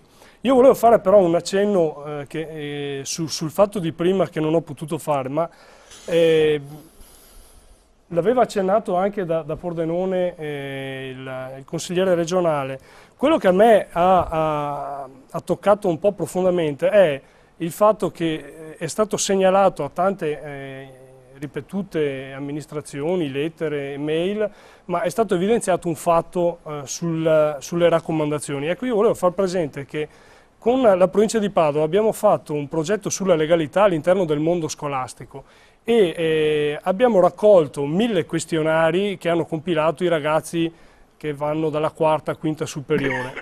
Il dato che mi ha così sorpreso di più è che questi ragazzi, per il 45%, ammettono che secondo loro per fare carriera, per avere un futuro, bisogna essere raccomandati, bisogna avere le conoscenze giuste. Cioè, è un dato allarmante questo. L'avrà pure insegnato. Hanno avuto dei buoni esempi. E quindi su questo noi dovremmo basare il lavoro politico. E mi fa piacere che menzionasse che c'è una categoria di giovani politici, insomma io mi ritengo ancora giovane, forse lui non si era accorto che c'ero anch'io in studio, però ecco, è un altro fatto, volevo sottolineare, perché è vero quello che diceva Ramponi prima. È giovane dentro, questo ve lo garantisco io, che adesso non venga fuori. No, non ho dubbi. Se qualche giovane vuole qualche sfida, non sui 100 metri. Quello che è successo con i suicidi dei militari, io stavo facendo il militare in quell'anno e posso garantire che c'era stata una catena. Io ero a Roma e da Salerno sono andato a Roma ci hanno eliminato il caricatore, non si metteva più il colpo in canna, sono arrivato in Friuli e ci hanno tolto anche i caricatori proprio per i suicidi che si erano generati in quel tempo. Quindi l'emulazione a volte è un pericolo che dobbiamo cercare di evitare. Telefonate, abbiamo molte telefonate, chiedo scusa ai nostri telespettatori, è già saltata, l'ho fatto attendere più del limite davvero, e chiedo scusa anche se voi si interrompo, ma abbiamo molti nostri telespettatori da tutta Italia che ci chiamano e passeremo avanti. Ci sono due dati veloci di politica economica, ma sul rating delle agenzie mal si concilia se fossimo così messi male con il fatto che ieri sono stati piazzati 8 miliardi di euro di bot a un anno. Aspetti Perano, perché il senatore è indisciplinato. Io alzo il dito, nel far silenzio lui parla. No, ho sentito parlare di militare, vorrei sapere di che scaglione eravamo. Devo riprendere. L'ho fatto per consentirti di farmi una ramanzina. Esatto, e io senatore, io colgo l'occasione subito. No, velocissimo. Abbiamo la telefonata, Elisabetta, scusi, però la passiamo e poi andiamo noi. Sentiamo che abbiamo in linea. Pronto? Sì. Pronto? Pronto? Buonasera, con chi parliamo e da dove? Allora, sono Roberta, Casale di Scodosia. Prego, signor Roberta. Allora, niente, praticamente quello che devo dire io riguarda poco l'argomento che state trattando questa sera. Noi ci siamo già sentiti tempo fa per il discorso che io sono il dipendente pubblico della scuola materna di Casale. Che non ha ancora ricevuto lo stipendio, se non erro. No, li abbiamo ricevuti gli stipendi. Li ha ricevuti, bene, vuol dire che abbiamo contribuito con la nostra televisione, Roberta? Sicuramente. Questo ci fa piacere. Che, no, non voglio rapporre la percentuale, mi fa riprendere di nuovo. Cioè, è nostro dovere, il nostro intento, è l'intento dell'editore, è l'intento del gruppo TV7. Prego, signora Roberta. Allora, niente, praticamente io volevo riagganciarmi un attimo al discorso dell'Italia, il bene e il male. Allora, sì, io ho percepito lo stipendio e anche le altre mie colleghe lo hanno percepito, solamente che succede questo, che io attualmente sono stata messa in mobilità. Io sono stata messa in mobilità, un'altra mia collega per fortuna ha trovato un altro impiego in un ente privato. L'amarezza rimane per il semplice motivo che nell'ente dove io lavoravo ero una delle 2 dipendenti assunte con regolare concorso pubblico. Le altre dipendenti sono state assunte tutte per chiamata. Quindi, signora Roberta, devo stringere la telefonata, quindi? L'amarezza rimane perché io ho fatto molto casino in regione, ho cercato di contattare Zaia mi ha risposto vagamente, ha fatto rispondere la segreteria.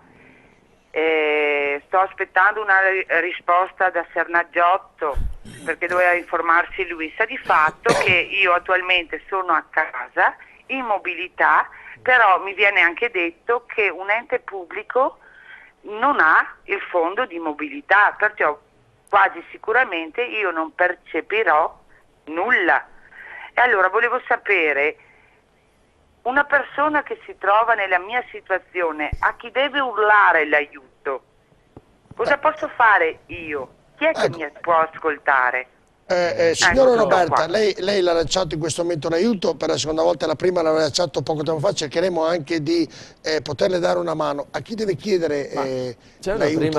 Una prima parte. Saluto la signora Roberta, così liberiamo la linea, grazie grazie a voi. Che continua a seguirci. C'è una prima parte secondo me molto importante per quanto concerne la Regione. La signora pone una questione: se la scuola, in questo caso le materne, sono una priorità o meno di questa regione e se devono essere adeguatamente finanziate, non con i tagli del bilancio come c'è stato nel 2011. Questa è la questione. Allora, l'appello che faccio, lei ha citato Zaia e Sernaggiotto, io mi auguro che nel bilancio regionale, che va in discussione da martedì prossimo, ci sia la volontà vera di fare delle scelte sui pilastri fondamentali della nostra società, perché se non abbiamo a cuore il pilastro della scuola, asili, materne e scuola, creiamo degli effetti distorsivi, disoccupazione, non investimento nella famiglia, che vanno a creare effetti negativi nei prossimi anni. Quindi l'invito serio a pensare alla scuola come riferimento per l'educazione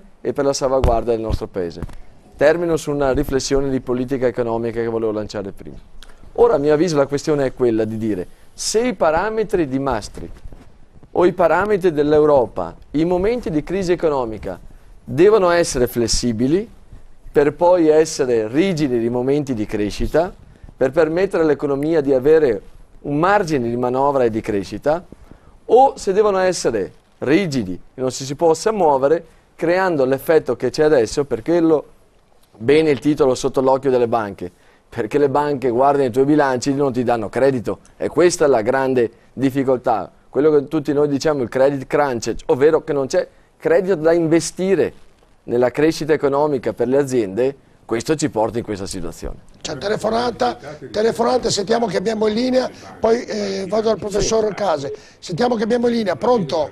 Pronto, buonasera. Buonasera, con chi parliamo e da dove? Da Rovigo, Marcello. Prego. Ecco, io seguo spesso le vostre trasmissioni e le trovo molto interessanti, almeno informative perlomeno, ecco.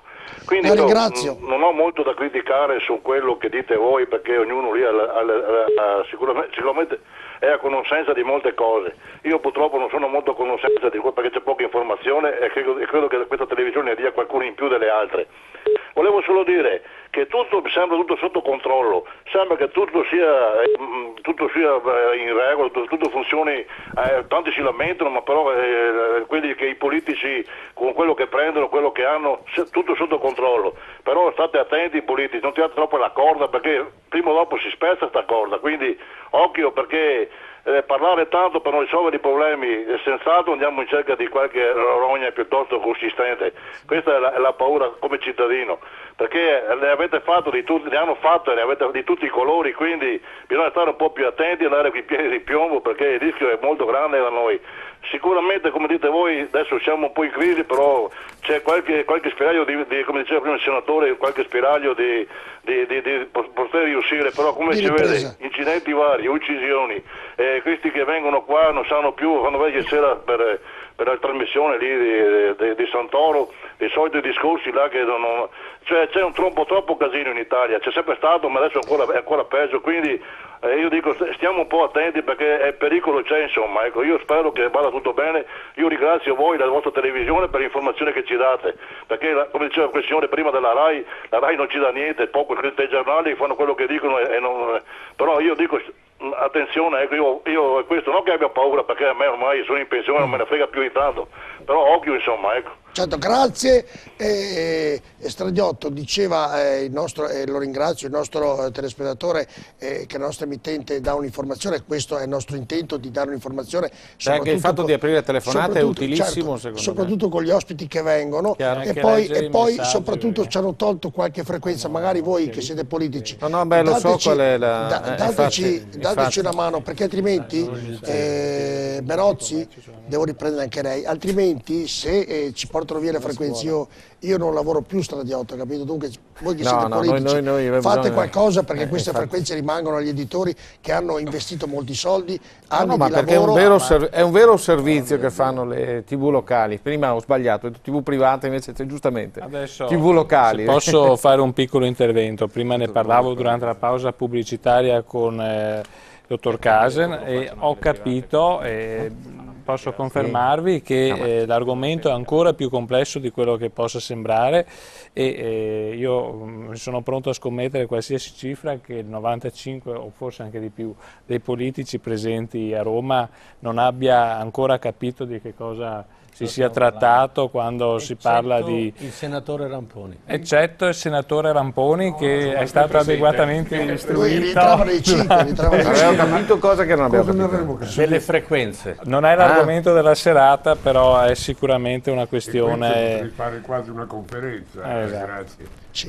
Però senatore, fa che rimangano ai nostri editori le frequenze, qualcuno ce le porti via. Io tacevo per modestia. Ho capito, lo so che lo sa. Alberti, prima della pubblicità, la Banca Europea ha dato molti miliardi di euro alle banche europee per aiutare le imprese. All'Italia ha dato, se non sbaglio, potrei sbagliare ma lo faccio di poco, 116 miliardi di euro, e sono tanta cosa.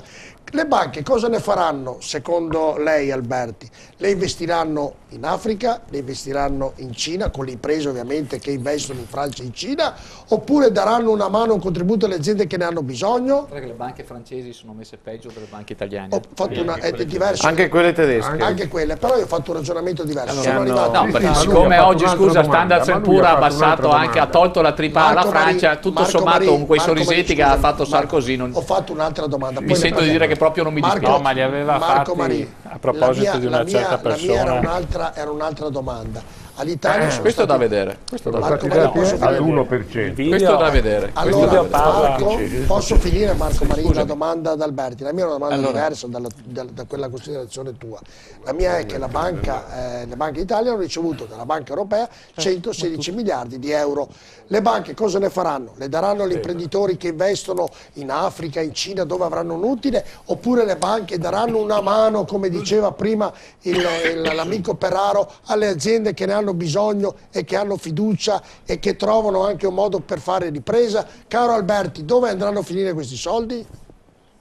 Tomat, il presidente dell'Industriale Veneto, è arrabbiatissimo per questa cosa qui.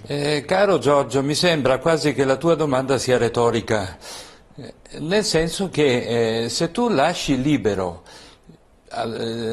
ciascun operatore di fare quello che crede, e qui devo chiamare di nuovo in causa la politica, è chiaro che se te ricevi del denaro all'1% e poi lo puoi investire al 6, 7, 10, 15%, credo che la scelta non sia difficile.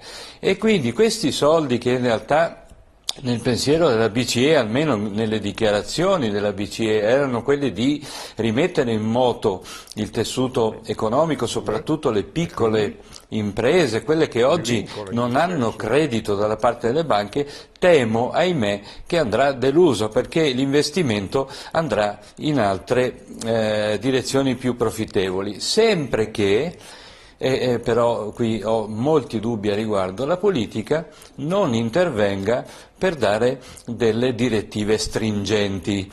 Se lasci libertà di manovra, ripeto, ahimè, si potrebbe verificare, anzi credo che si verificherà la convenienza, il criterio sarà quello della convenienza. Per un sistema bancario, consentimi soltanto una brevissima aggiunta, che non è in salute come ci hanno sempre raccontato. Il nostro sistema bancario non è capitalizzato così bene come ci è sempre stato detto dall'illustre, tanto per citarne uno, Ministro dell'Economia. Quindi l'ottimismo, è bello sentirlo, ma deve avere un riferimento ai fatti, altrimenti è di maniera, e noi di ottimismo di maniera credo che non ne abbiamo bisogno, perché ne abbiamo avuto anche troppo nei mesi, negli anni passati, e se oggi stiamo sbattendo il naso davanti a un muro così duro è forse anche a causa di quell'ottimismo di maniera in cui i problemi si negavano sistematicamente. Alberto, l'ottimismo va supportato dalle cose. Può intervenire su queste affermazioni? Sì, possiamo intervenire. Allora, il senatore Apoli, poi il professor Cani, poi dopo l'ho citato rapidamente. Allora, il dottor Alberti, al quale mi rivolgo, mi ha chiamato in causa. Cioè ha detto che a un certo punto deve essere la politica che interviene sostanzialmente per condizionare l'impiego di questi denari ricevuti dalla BCE all'1%. No, non è la politica, è la BCE. Se la BCE non è in malafede e le banche non sono in malafede, impiegano questi soldi per risolvere i problemi per i quali i soldi sono stati dati. E i problemi erano la mancanza di liquidità delle banche per sostenere l'economia. Perché è la BCE che deve condizionare, è lei che dà, non è la classe politica che può imporre alla BCE. Intanto non è lei che l'ha imposto, è un'iniziativa della BCE. E secondo, non può imporre che la BCE li dia a certe condizioni. La BCE non ha questa dipendenza dalla politica. Professore Manocasi. Oggettivamente sui soldi della BCE. Sui soldi della BCE siamo nella totale deregulation. La BCE sta in piedi perché non c'è una regola poi per mettere in piedi questa banca. Sono delle buone volontà di tanti stati che hanno detto ci inventiamo una moneta.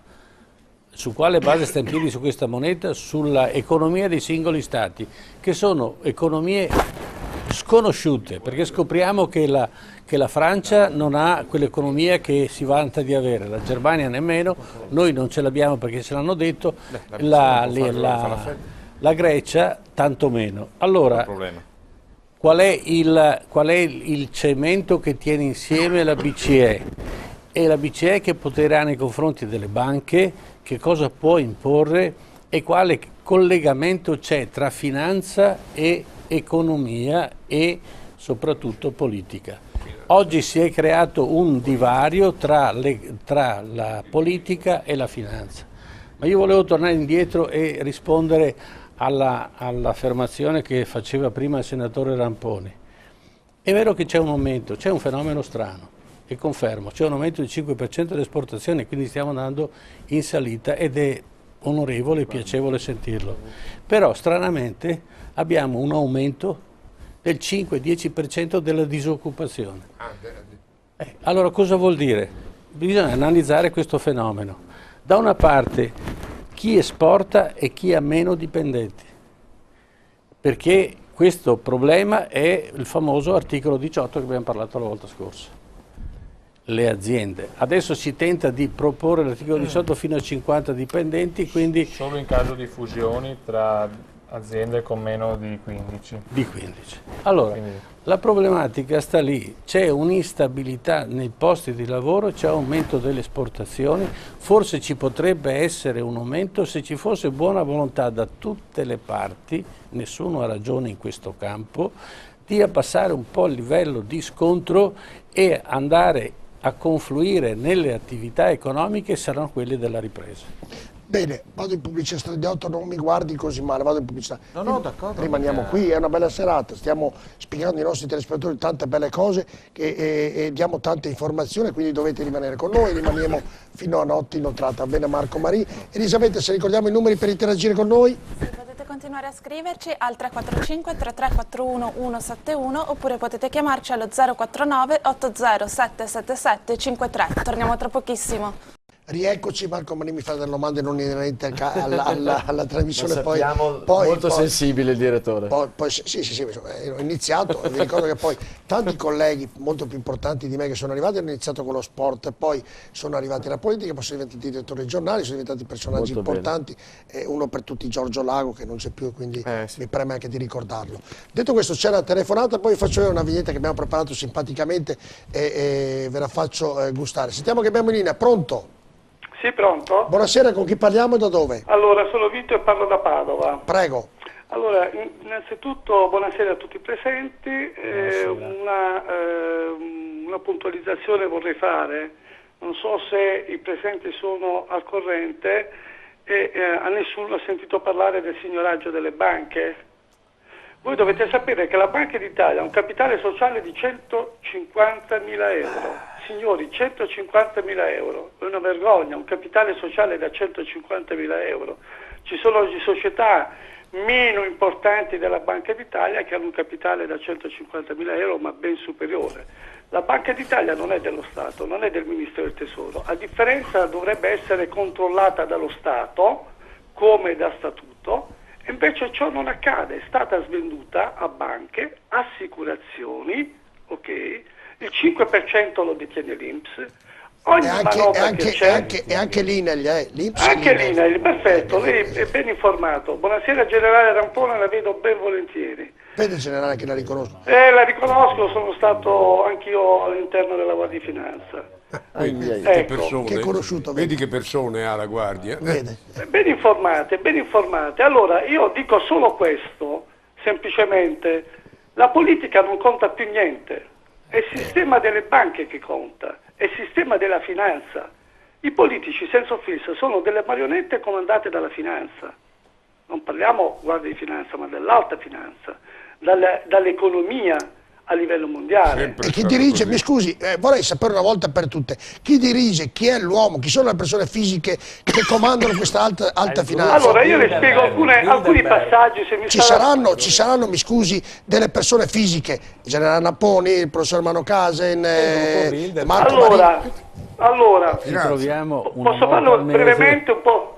Un po' di storia? Se è rapido, sì. Se è rapidissimo. Altrimenti Allora, la invito alla prossima puntata ospite qui in studio da noi. Allora, io le dico solo questo. Ogni manovra che c'è, mi sta ascoltando? Mi scusi? Benissimo. Ogni manovra che c'è, questa manovra è di 25 miliardi di euro, giusto? Sì, anche di più. Anche 36. Perfetto, anche 30. Io mi sono tenuto un po' a ribasso. Ogni manovra che c'è stata in Italia, ok, la Banca d'Italia ordina alla Malesia, che è il copyright per la produzione di monete per tutta la BCE, il valore facciale è 25 miliardi di euro. Ok, questo è il primo passaggio. La Banca d'Italia quanto chiederà al Ministero del Tesoro, quindi a noi Stato, c'è un economista lì, spero che sia informato, quanto chiederà al Ministero del Tesoro per questa semplice operazione di trading, chiamiamola operazione di trading. Allora, vi spiego per farla bene, 25 miliardi di euro in obbligazioni, 30 miliardi, calcoliamo, ok, come qualcuno ha voluto specificare, 30 miliardi di euro di obbligazioni. Stradiotto, la vedo dubbioso. Allora, no. Allora, si informi benissimo. Mi scusi, mi faccia concludere. Certo. Mi faccia concludere. Questi 30 miliardi di obbligazioni, ok? Quali obbligazioni, scusi? Lo Stato dovrà emettere alla Banca d'Italia 30 miliardi di obbligazioni. Per favore, allora, informatevi. Ma quali obbligazioni? Obbligazioni, perché la Banca d'Italia non può stampare denaro. Ma la Banca d'Italia non stampa denaro, infatti. Infatti non stampa denaro. 30 miliardi di obbligazioni dovrà cedere la Banca d'Italia a garanzia, ok, che entrano in attivo sui bilanci della Banca d'Italia, ok, ed escono in passivo su 300 conti cifrati, ok?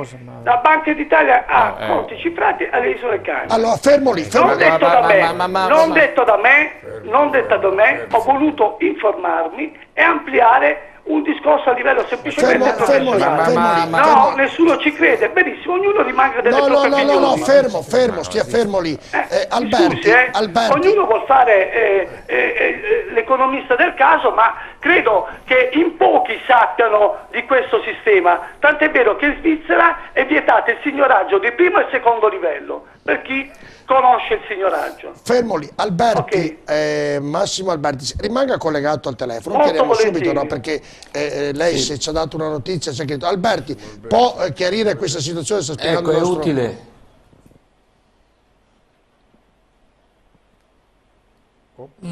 Allora, è utile che sia rimasto in linea, perché io vorrei capire qual è la tesi. Qual è la tesi? È collegato al telefono? Sì. Ecco, qual è la tesi che chiede Vito Alberto? Livello documentale, allora non c'è solo un esperto o uno scrittore che hanno scritto in tal senso. Ci sono stati vari economisti a livello internazionale che hanno parlato in modo esplicito del signoraggio. Il signoraggio è nato, tant'è vero, nel 1776. Il signoraggio è una cosa, ma quando lei mi dice che la manovra è stata coperta dalle obbligazioni, non sta in piedi. Cioè, se parliamo di signoraggio è una cosa, quello che lei ha detto è un'altra cosa, che non esiste tra l'altro. Non è corretto questo passaggio, secondo lei? No, secondo me no. Secondo lei no, secondo me l'ho capito male probabilmente io, non l'ha spiegato bene lei, ma non è così. Massimo Alberti, com'è? Il signoraggio, cosa? Il signoraggio è una cosa, ma l'emissione delle obbligazioni. Dove va a parare tutto questo ragionamento? Io mi sto chiedendo cosa c'entra adesso.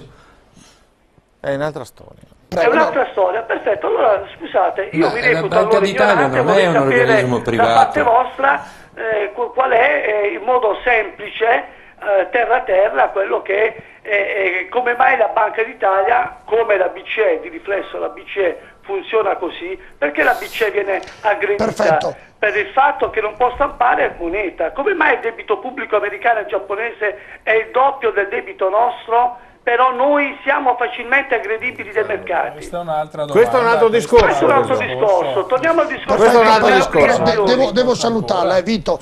Infatti io volevo andare su questo. Sì, certo. Andiamo su questo.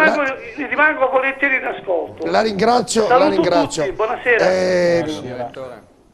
Senatore. Il senatore, no, stava parlando Stradiotto inerente sì, no, alla... mi era piaciuto molto l'intervento del professor Massimo Alberti prima, quando diceva che noi siamo in questa situazione anche perché in questi anni ci siamo proprio troppo raccontati che eravamo il paese dei balocchi e la politica ha fatto l'errore che per inseguire il consenso era la gara a chi raccontava che, insomma, questo è un problema in generale. Nel senso che in questo senso l'Italia, se ha accumulato quel debito pubblico, da qualche parte sono andati quei soldi. Sulla questione mi collego all'ultima telefonata, c'è un dato però che ci deve far riflettere, cioè gli Stati Uniti nel loro complesso sono messi peggio dell'Europa, sono messi peggio anche dell'Italia dal mio punto di vista, perché hanno un debito pubblico del 100% del PIL e un debito privato del 120% del PIL. E tra l'altro quel debito non ce l'hanno verso gli americani, ma verso gli stranieri, a differenza degli italiani, dove gran parte di quel debito pubblico è verso gli italiani. Allora, perché i titoli di Stato americani vengono pagati con un tasso di interessi dell'1,5% invece del media europea 4,5%, 3,5%? Perché? Perché gli Stati Uniti, è chiaro che nessuno Stato fallirà. Questo è il dato, cioè qual è il problema europeo? Il problema europeo è che fin tanto che non verrà definito questo aspetto, ossia che nessuno Stato potrà fallire, che è una cosa che i tedeschi devono comprendere, e in questo noi abbiamo fatto l'operazione credibilità per avere questa garanzia, per riuscire a far comprendere che serve un meccanismo di questo tipo. Sono gli eurobond, sono qualsiasi altra cosa, ma questa è la necessità, perché finché hai i tassi di interessi sui titoli al 6,5%, 5,5%, ieri è andata bene anche oggi per fortuna, è chiaro che il risparmiatore quei soldi fa fatica a darli alla banca come liquidità e quindi la banca poi fa fatica a girarla all'impresa. Questo è il dato. E quindi è determinante questa partita e su questo, guardate, quello che è capitato... Credo che una risposta ci sia qui, Giorgio. Prego, Massimo. Volevo solo finire, quello che è capitato rispetto alle agenzie di rating che sono tra l'altro statunitensi, spero che faccia comprendere agli altri paesi europei, fra cui la Germania, che così non va. Nel senso che se si continua a immaginare che tutto sommato le cose vanno bene, perché tanto sono sempre gli altri che vanno peggio, in questo caso gli italiani, i greci, i francesi, eccetera, alla fine io non so i tedeschi dove venderanno le loro Audi se continua così, facendo comprendere che negli Stati Uniti, con una situazione economica peggiore della nostra, pagano i titoli di Stato l'1,5%. Faccio una battuta. Alberti, poi faccio una battuta. E la Fed stampa moneta. Perché non hanno belle televisioni come le nostre. In Germania sì. Non hanno belle televisioni come le nostre. Alberti, poi Marco Marini. Massimo Alberti voleva intervenire e poi Marco Marini. E poi andiamo anche da Corazza. Alberti. Perché sì. Perché la speculazione non attacca i treasury bond americani e preferisce i BTP italiani? C'è un motivo politico qui e la politica, che piaccia o no, è importante, dovrebbe esserlo forse di più, ma tant'è. Perché attaccare un paese come gli Stati Uniti d'America è molto più difficile, nel senso che gli Stati Uniti sono una confederazione di stati che però si comporta come un unico stato.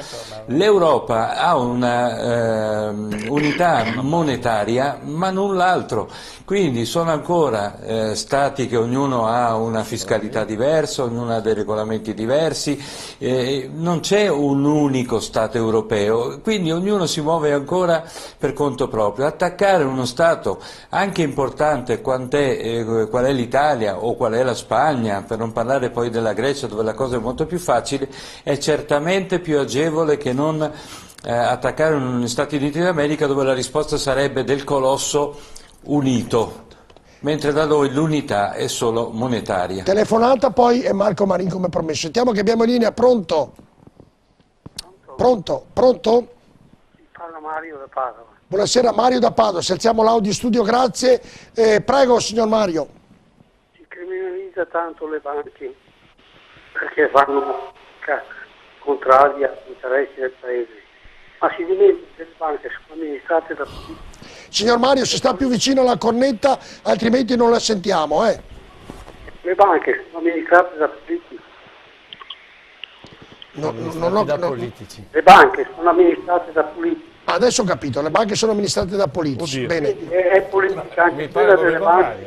si vuole criminalizzare un istituto che è amministrato dai partiti politici, i consigli di amministrazione, i presidenti. Certo, non la sentiamo bene, signor Mario, però abbiamo capito più o meno il senso del ragionamento. Lui dice praticamente che le banche sono governate da politici. Io non so se sono governate o no da politici, però una cosa credo... Al contrario, però i banchieri sono diventati politici. Si può dire così da pochi giorni. Marco me ne parlò, però credo quello che ha detto Alberti mi trova concorde, che se la politica vuole certe cose le sistema stradiotto. Io credo che delle volte la politica... Ma in questo caso è la politica, è la Germania che non ma dico in tanto generale per essere la politica potrebbe chi decidere è che cose. oggi dice che la BCE, cioè sono i trattati che dicono che la BCE non può fare quello che fa la Fed, e quindi in questo senso la politica potrebbe ovviamente fare dei trattati diversi, ma in questo esiste un problema o sbaglio? Nel senso che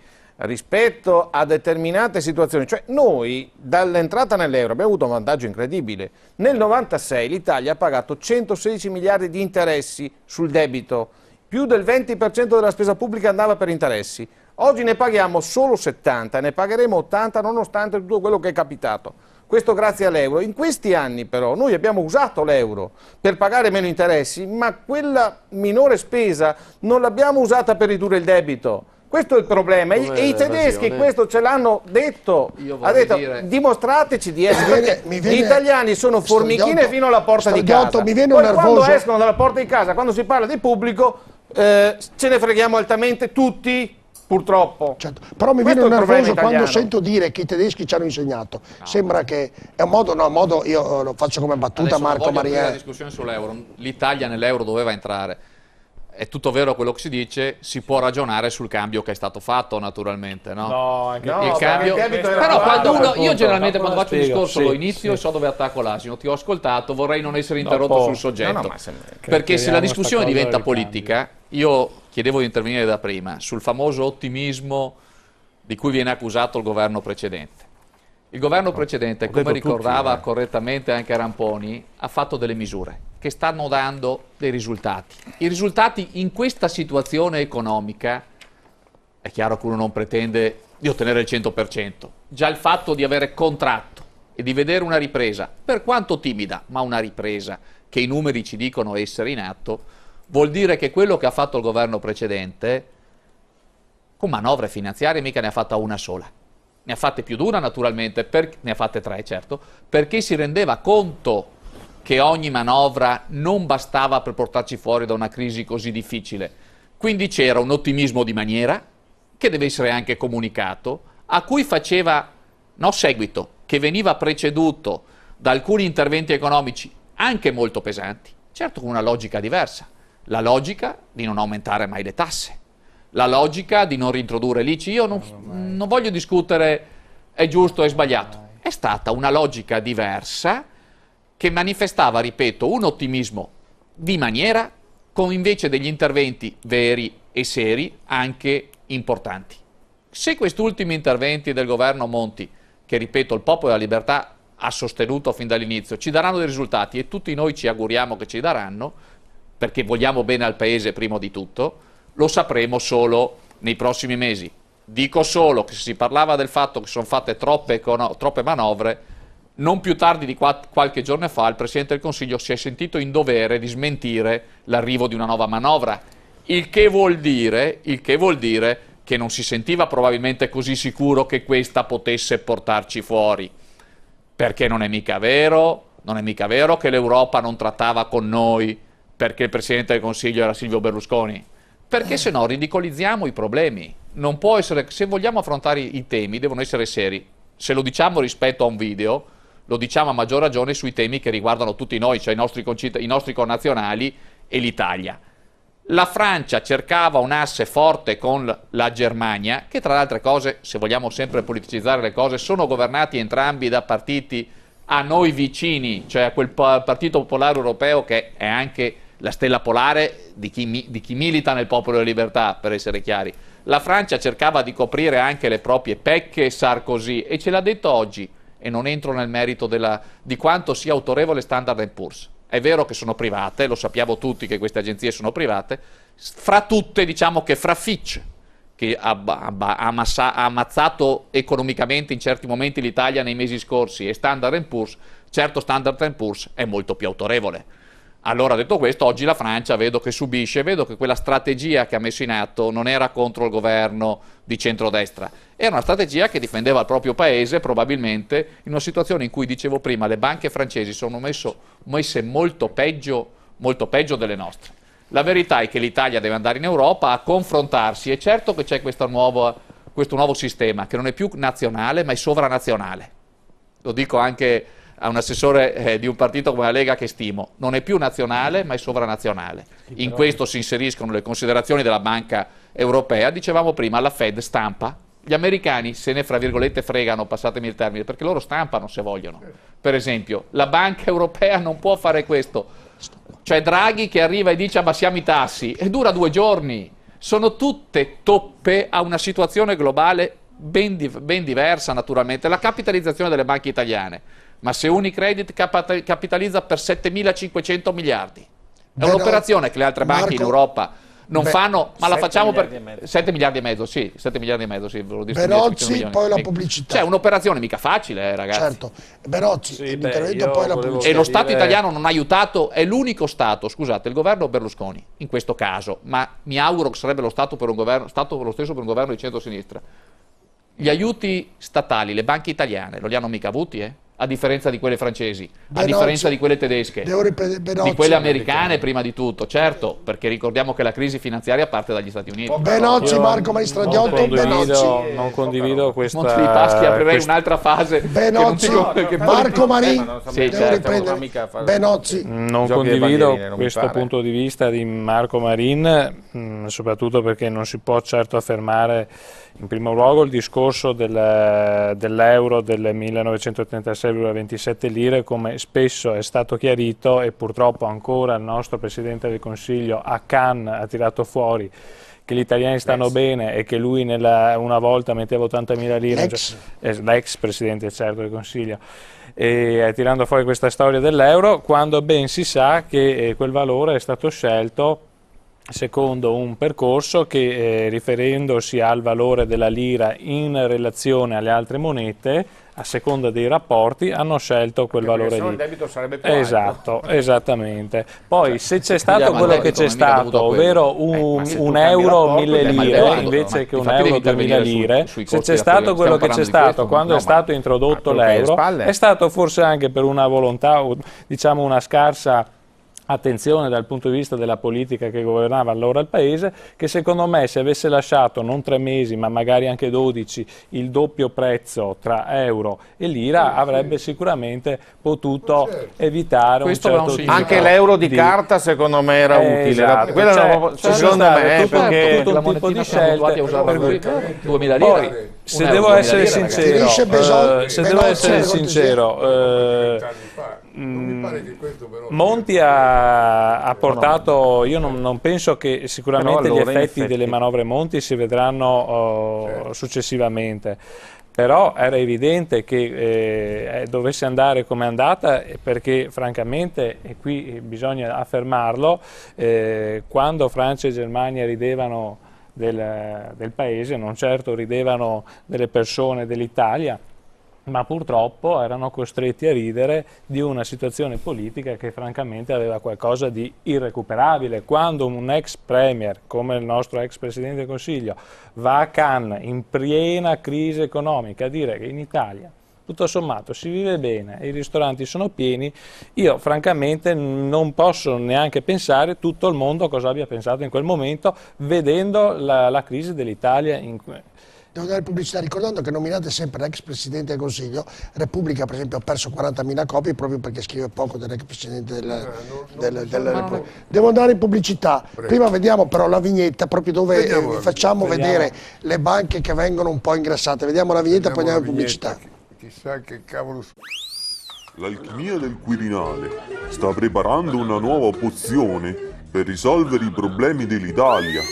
Acqua santa, sinistra surgelata, pelo massonico. La bevo e farà il miracolo. No, questa serve a fare solo il governo Monti. Per la pozione miracolosa usiamo la gente. La banca è ingrassata, insomma, da queste immagini. Sì. Noi ci rivediamo subito dopo la pubblicità con tante cose ancora da dirvi. Rimanete con noi tra poco. Con una stella. Ecco, ce l'abbiamo anche Alessandro Corazza da Pordenone che non è ancora intervenuto sull'argomento. Non si arrabbi, Alessandro, però ci ricordiamo anche di lei.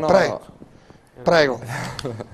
Ecco, guardi, semplicemente io volevo fare un po' un breve ragionamento, perché è vero che, come abbiamo visto nella vignetta, le banche ingrassano sicuramente anche per il signoraggio, come spiegava prima chi è intervenuto telefonicamente, perché forse alcuni cittadini ancora non hanno capito che i soldi che noi abbiamo non sono di proprietà nostra o dello Stato, ma ci vengono prestati dalle banche e queste banche ci chiedono degli interessi su questi prestiti in sostanza. Per cui loro vivono di questo, del signoraggio, no? E quindi è una cosa che, se viene ben capita, effettivamente, diceva addirittura Kennedy, se la gente capisse come funziona il sistema bancario farebbe una rivoluzione domani. Io penso che sia così e che ci siano comunque tante cose che in questo sistema vadano cambiate.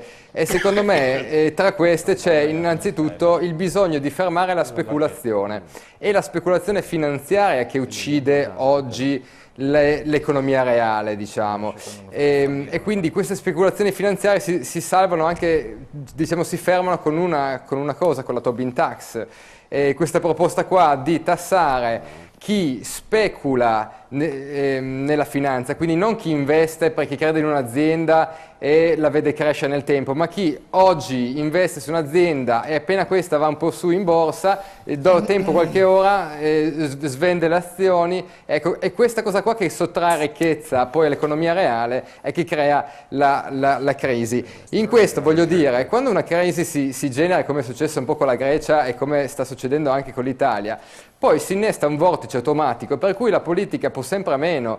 O interviene tempestivamente oppure davvero si finisce dentro in un vortice in cui anche le manovre che ha fatto il governo Monti servono ben poco, perché alzare le tasse oppure fare ricadere sui pensionati che adesso forse per problemi anche di liquidità non possono avere la pensione in contanti ma devono aprire il conto corrente e tutte queste cose qua, cioè sono azioni che ovviamente non vanno ad agevolare, a mettere ricchezza in circuito ed agevolare quindi anche una ripresa, anzi tassare di più è chiaro che è l'ultima cosa che andrebbe fatta. Noi avremo bisogno di tassare meno in modo tale da agevolare un po' di più anche diciamo, ricchezza e quant'altro.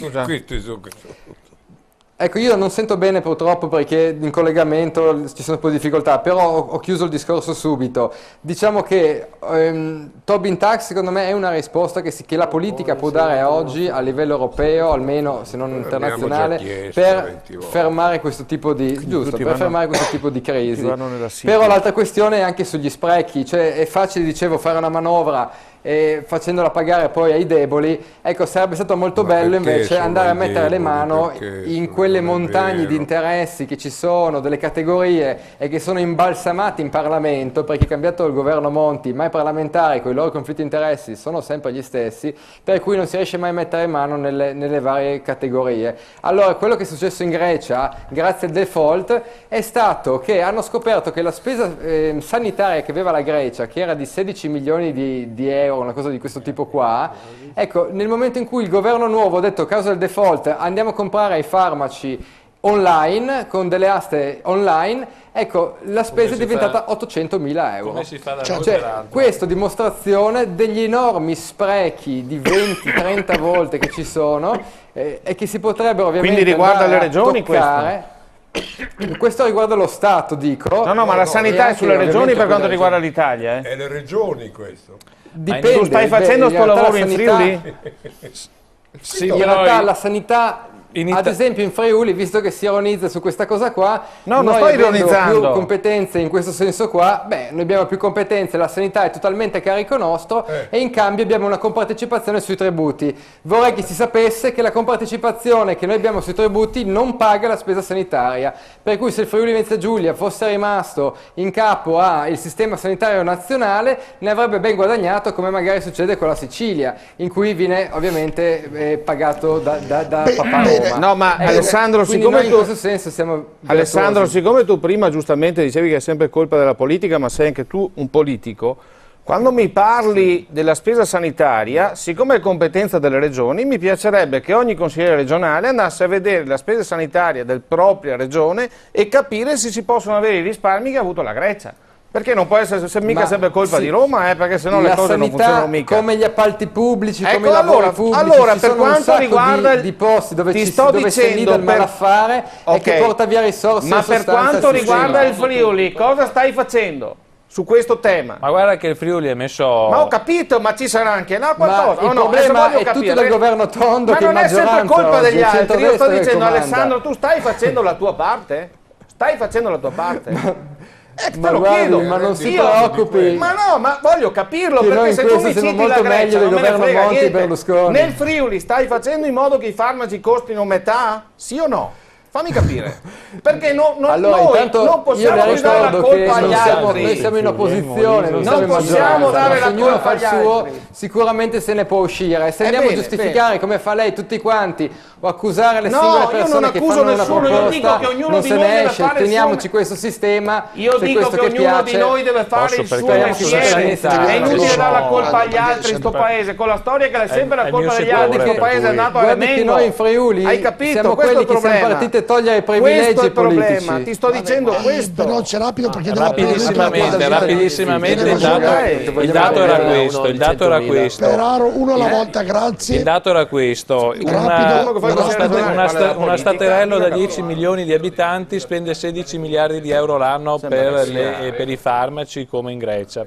Per fortuna hanno imparato da noi, diciamo, lo Stato che già con la legge 46 del 2001 ha, tramite la suddivisione della spesa sanitaria nazionale tramite i fondi regionali, a imporre dei limiti. Noi per esempio abbiamo dei limiti annuali che sono al 13%, ovvero 13 miliardi l'anno per tutti i farmaci d'Italia, quindi sicuramente ci sono poi delle disattenzioni gravi a livello di molte regioni che vanno colpite e che chiedono rimborso a piedi lista, però è altrettanto ovvio che nel nostro paese diciamo, la sanità sotto il punto di vista della spesa farmaceutica siamo sicuramente... Bene, tutti i politici, devo essere rapido perché siamo quasi in chiusura, devo farvi vedere ancora molte cose.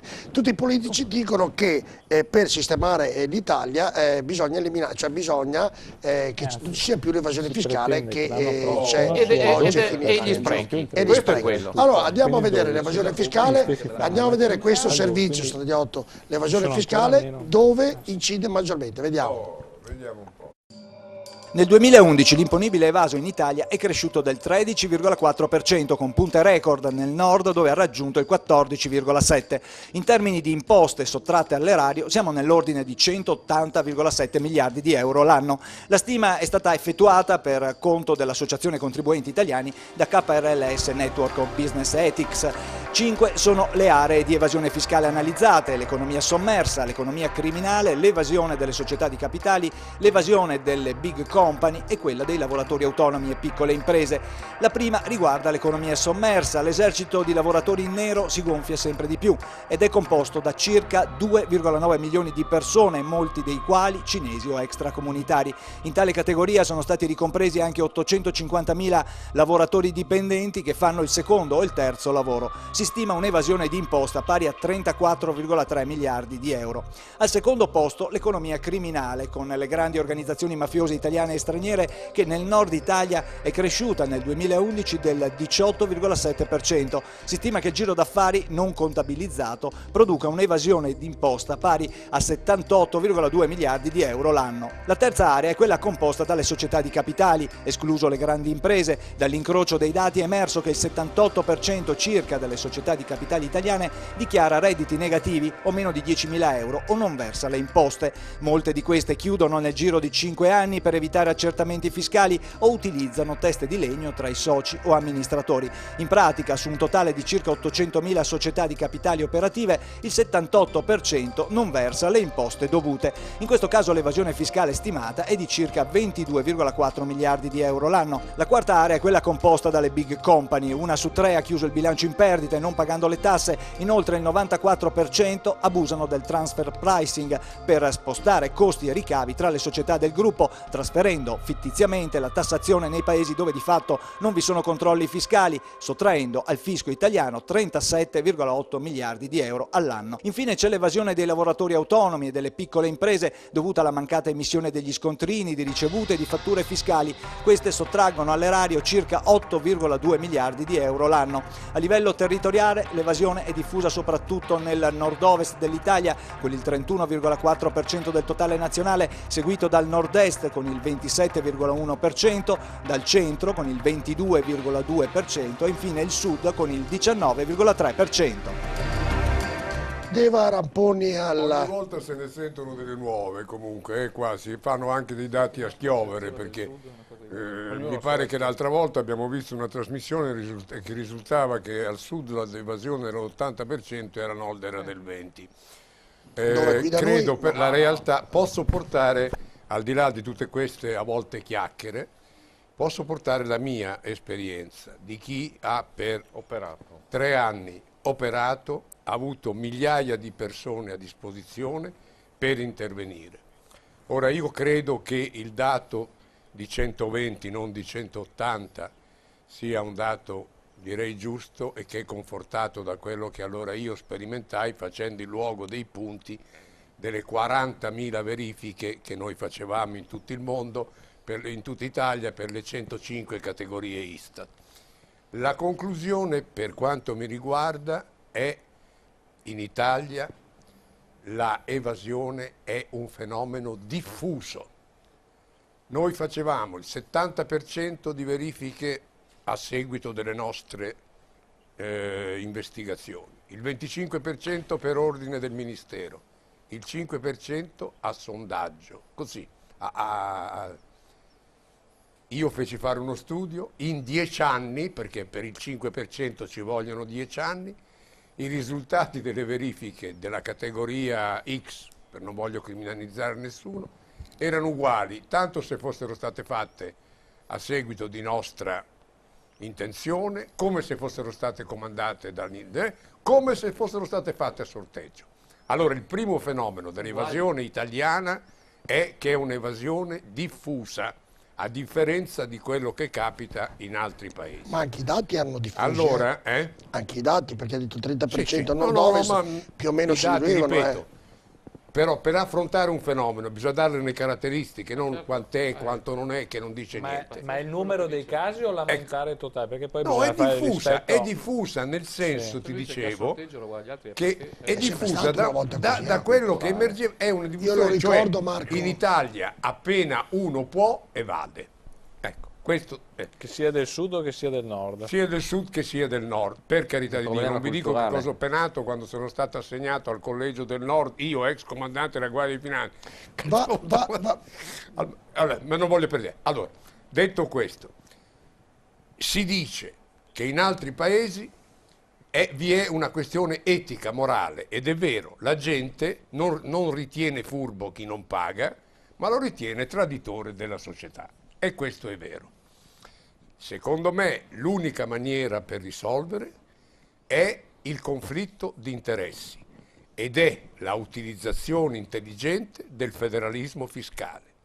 È praticamente difficilissimo evadere quando il percettore della tassa è a livello capillare. Quando tu hai una evasione diffusa, quando la percezione delle tasse a livello capillare, tanto è vero che l'evasione delle tasse comunali è molto inferiore all'evasione delle tasse nazionali. Bene. E concludo, se a Cortina il controllo fosse fatto dal comune e il comune percepisse le tasse, col cavolo che quel negozio, col cavolo che quel negozio, che il sindaco si lamenterebbe. Ecco, quel Posso cavolo far che quel vedere negozio, le tabelle?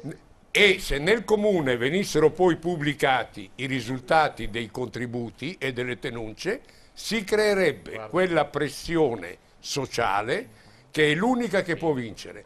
E fammi fare solo questo esempio. Per 20 anni abbiamo detto che non si doveva fumare nei locali pubblici. Non ci siamo mai riusciti.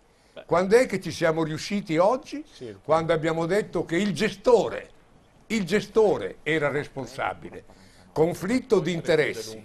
Fino a quando pagava chi fumava, il gestore faceva l'occhietto e lo faceva stare lì.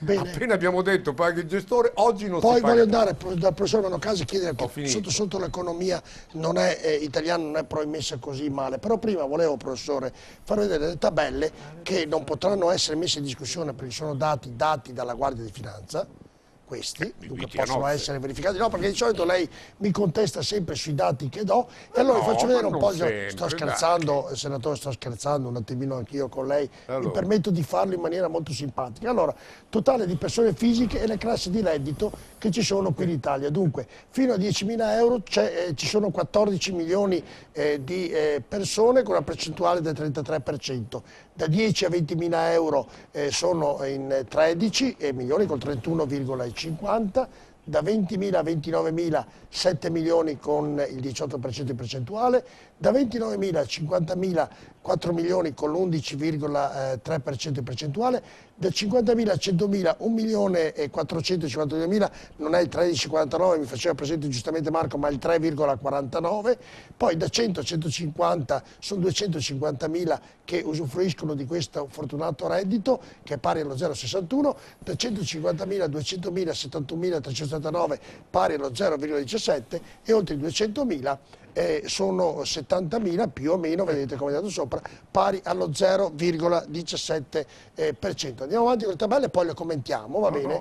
Che questa è l'area del sommerso economico, dati del 2008, del valore aggiunto prodotto, che varia tra i 255 e i 275 miliardi di euro, praticamente dal 16,3, 16,5 al 17,5 del prodotto interno lordo. Se proseguiamo queste tabelle, poi andiamo a commentarle uno a uno.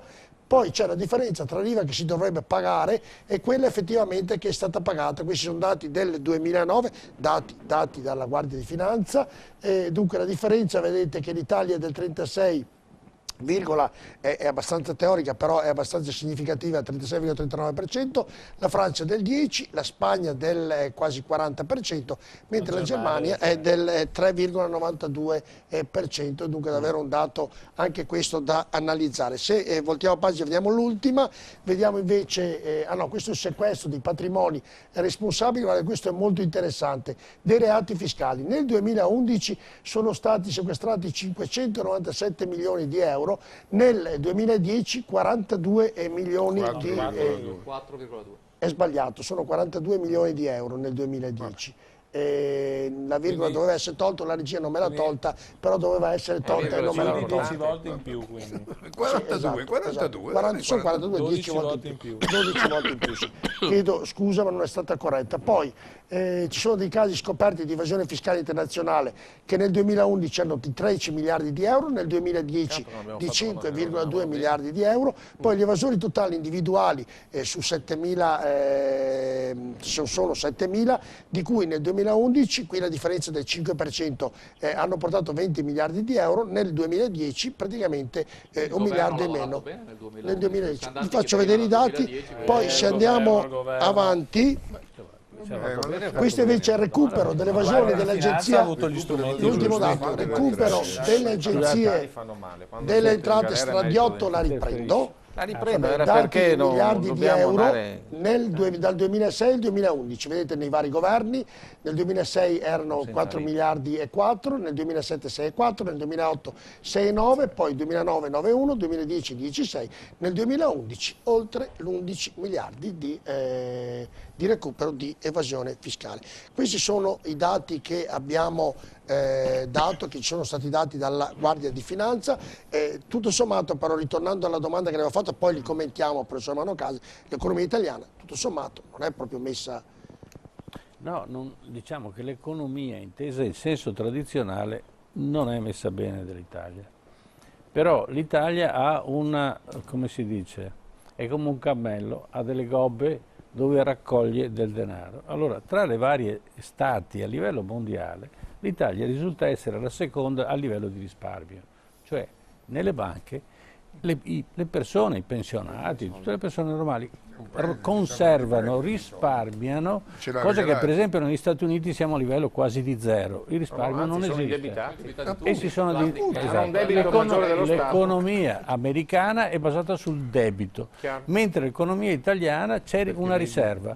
Per questo motivo questo governo è riuscito a spremere un po', anzi molto denaro dai privati, perché sapeva che in qualche maniera un po' di grasso c'era, no? E quindi l'Italia risparmia e sopravvive, ma questo non rientra indirettamente nell'economia delle banche. Le banche in realtà italiane, pur essendo sottocapitalizzate, hanno delle risorse dei privati che conservano, che sono notevoli, e quindi c'è un margine. Però il problema è che questa economia sta rosicchiando questo margine e quindi sta impoverendo la gente. Cioè il cammello, le gobbe del cammello stanno sgonfiandosi. Se non gli diamo da mangiare rischiamo di far morire il cammello.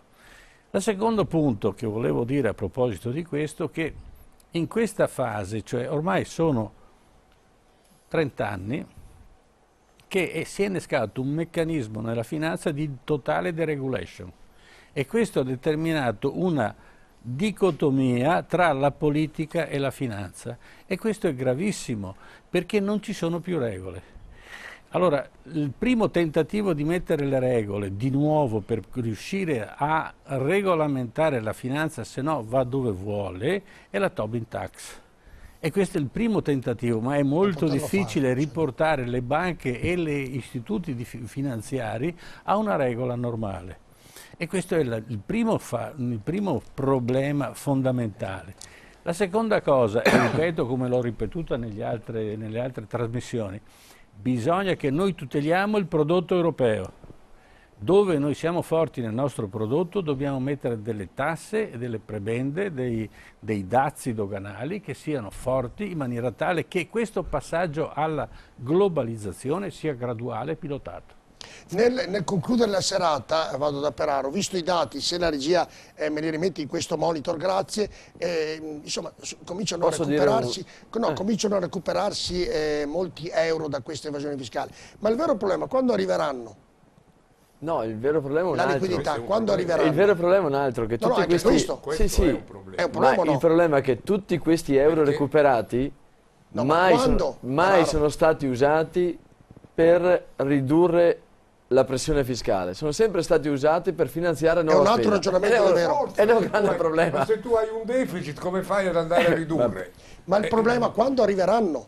Perché questa è un'operazione che è giusto farla, ma quando arriveranno, visto che oggi tutte le banche comprese hanno bisogno di liquidità, se giustamente la Guardia di Finanza, l'Ufficio Imposte sta facendo questa operazione, quando arriveranno questi soldi? Perché bisognava farlo prima, quando la cosa girava. Sono stati fatti ora. Fra quanto arriveranno? Ho capito, ma quella tracciabilità prevista 4 anni fa c'era, Certo. È stata tolta, E gli anni buoni li abbiamo buttati via. Si parlava di Visco come Dracula, poi alla fine Tremonti ha ripreso. Le medicine giuste nei momenti sbagliati fanno anche male, le medicine giuste vanno prese, cioè abbiamo nei momenti ascoltatemi, quando c'era l'espansione che tutto sembrava funzionasse, no?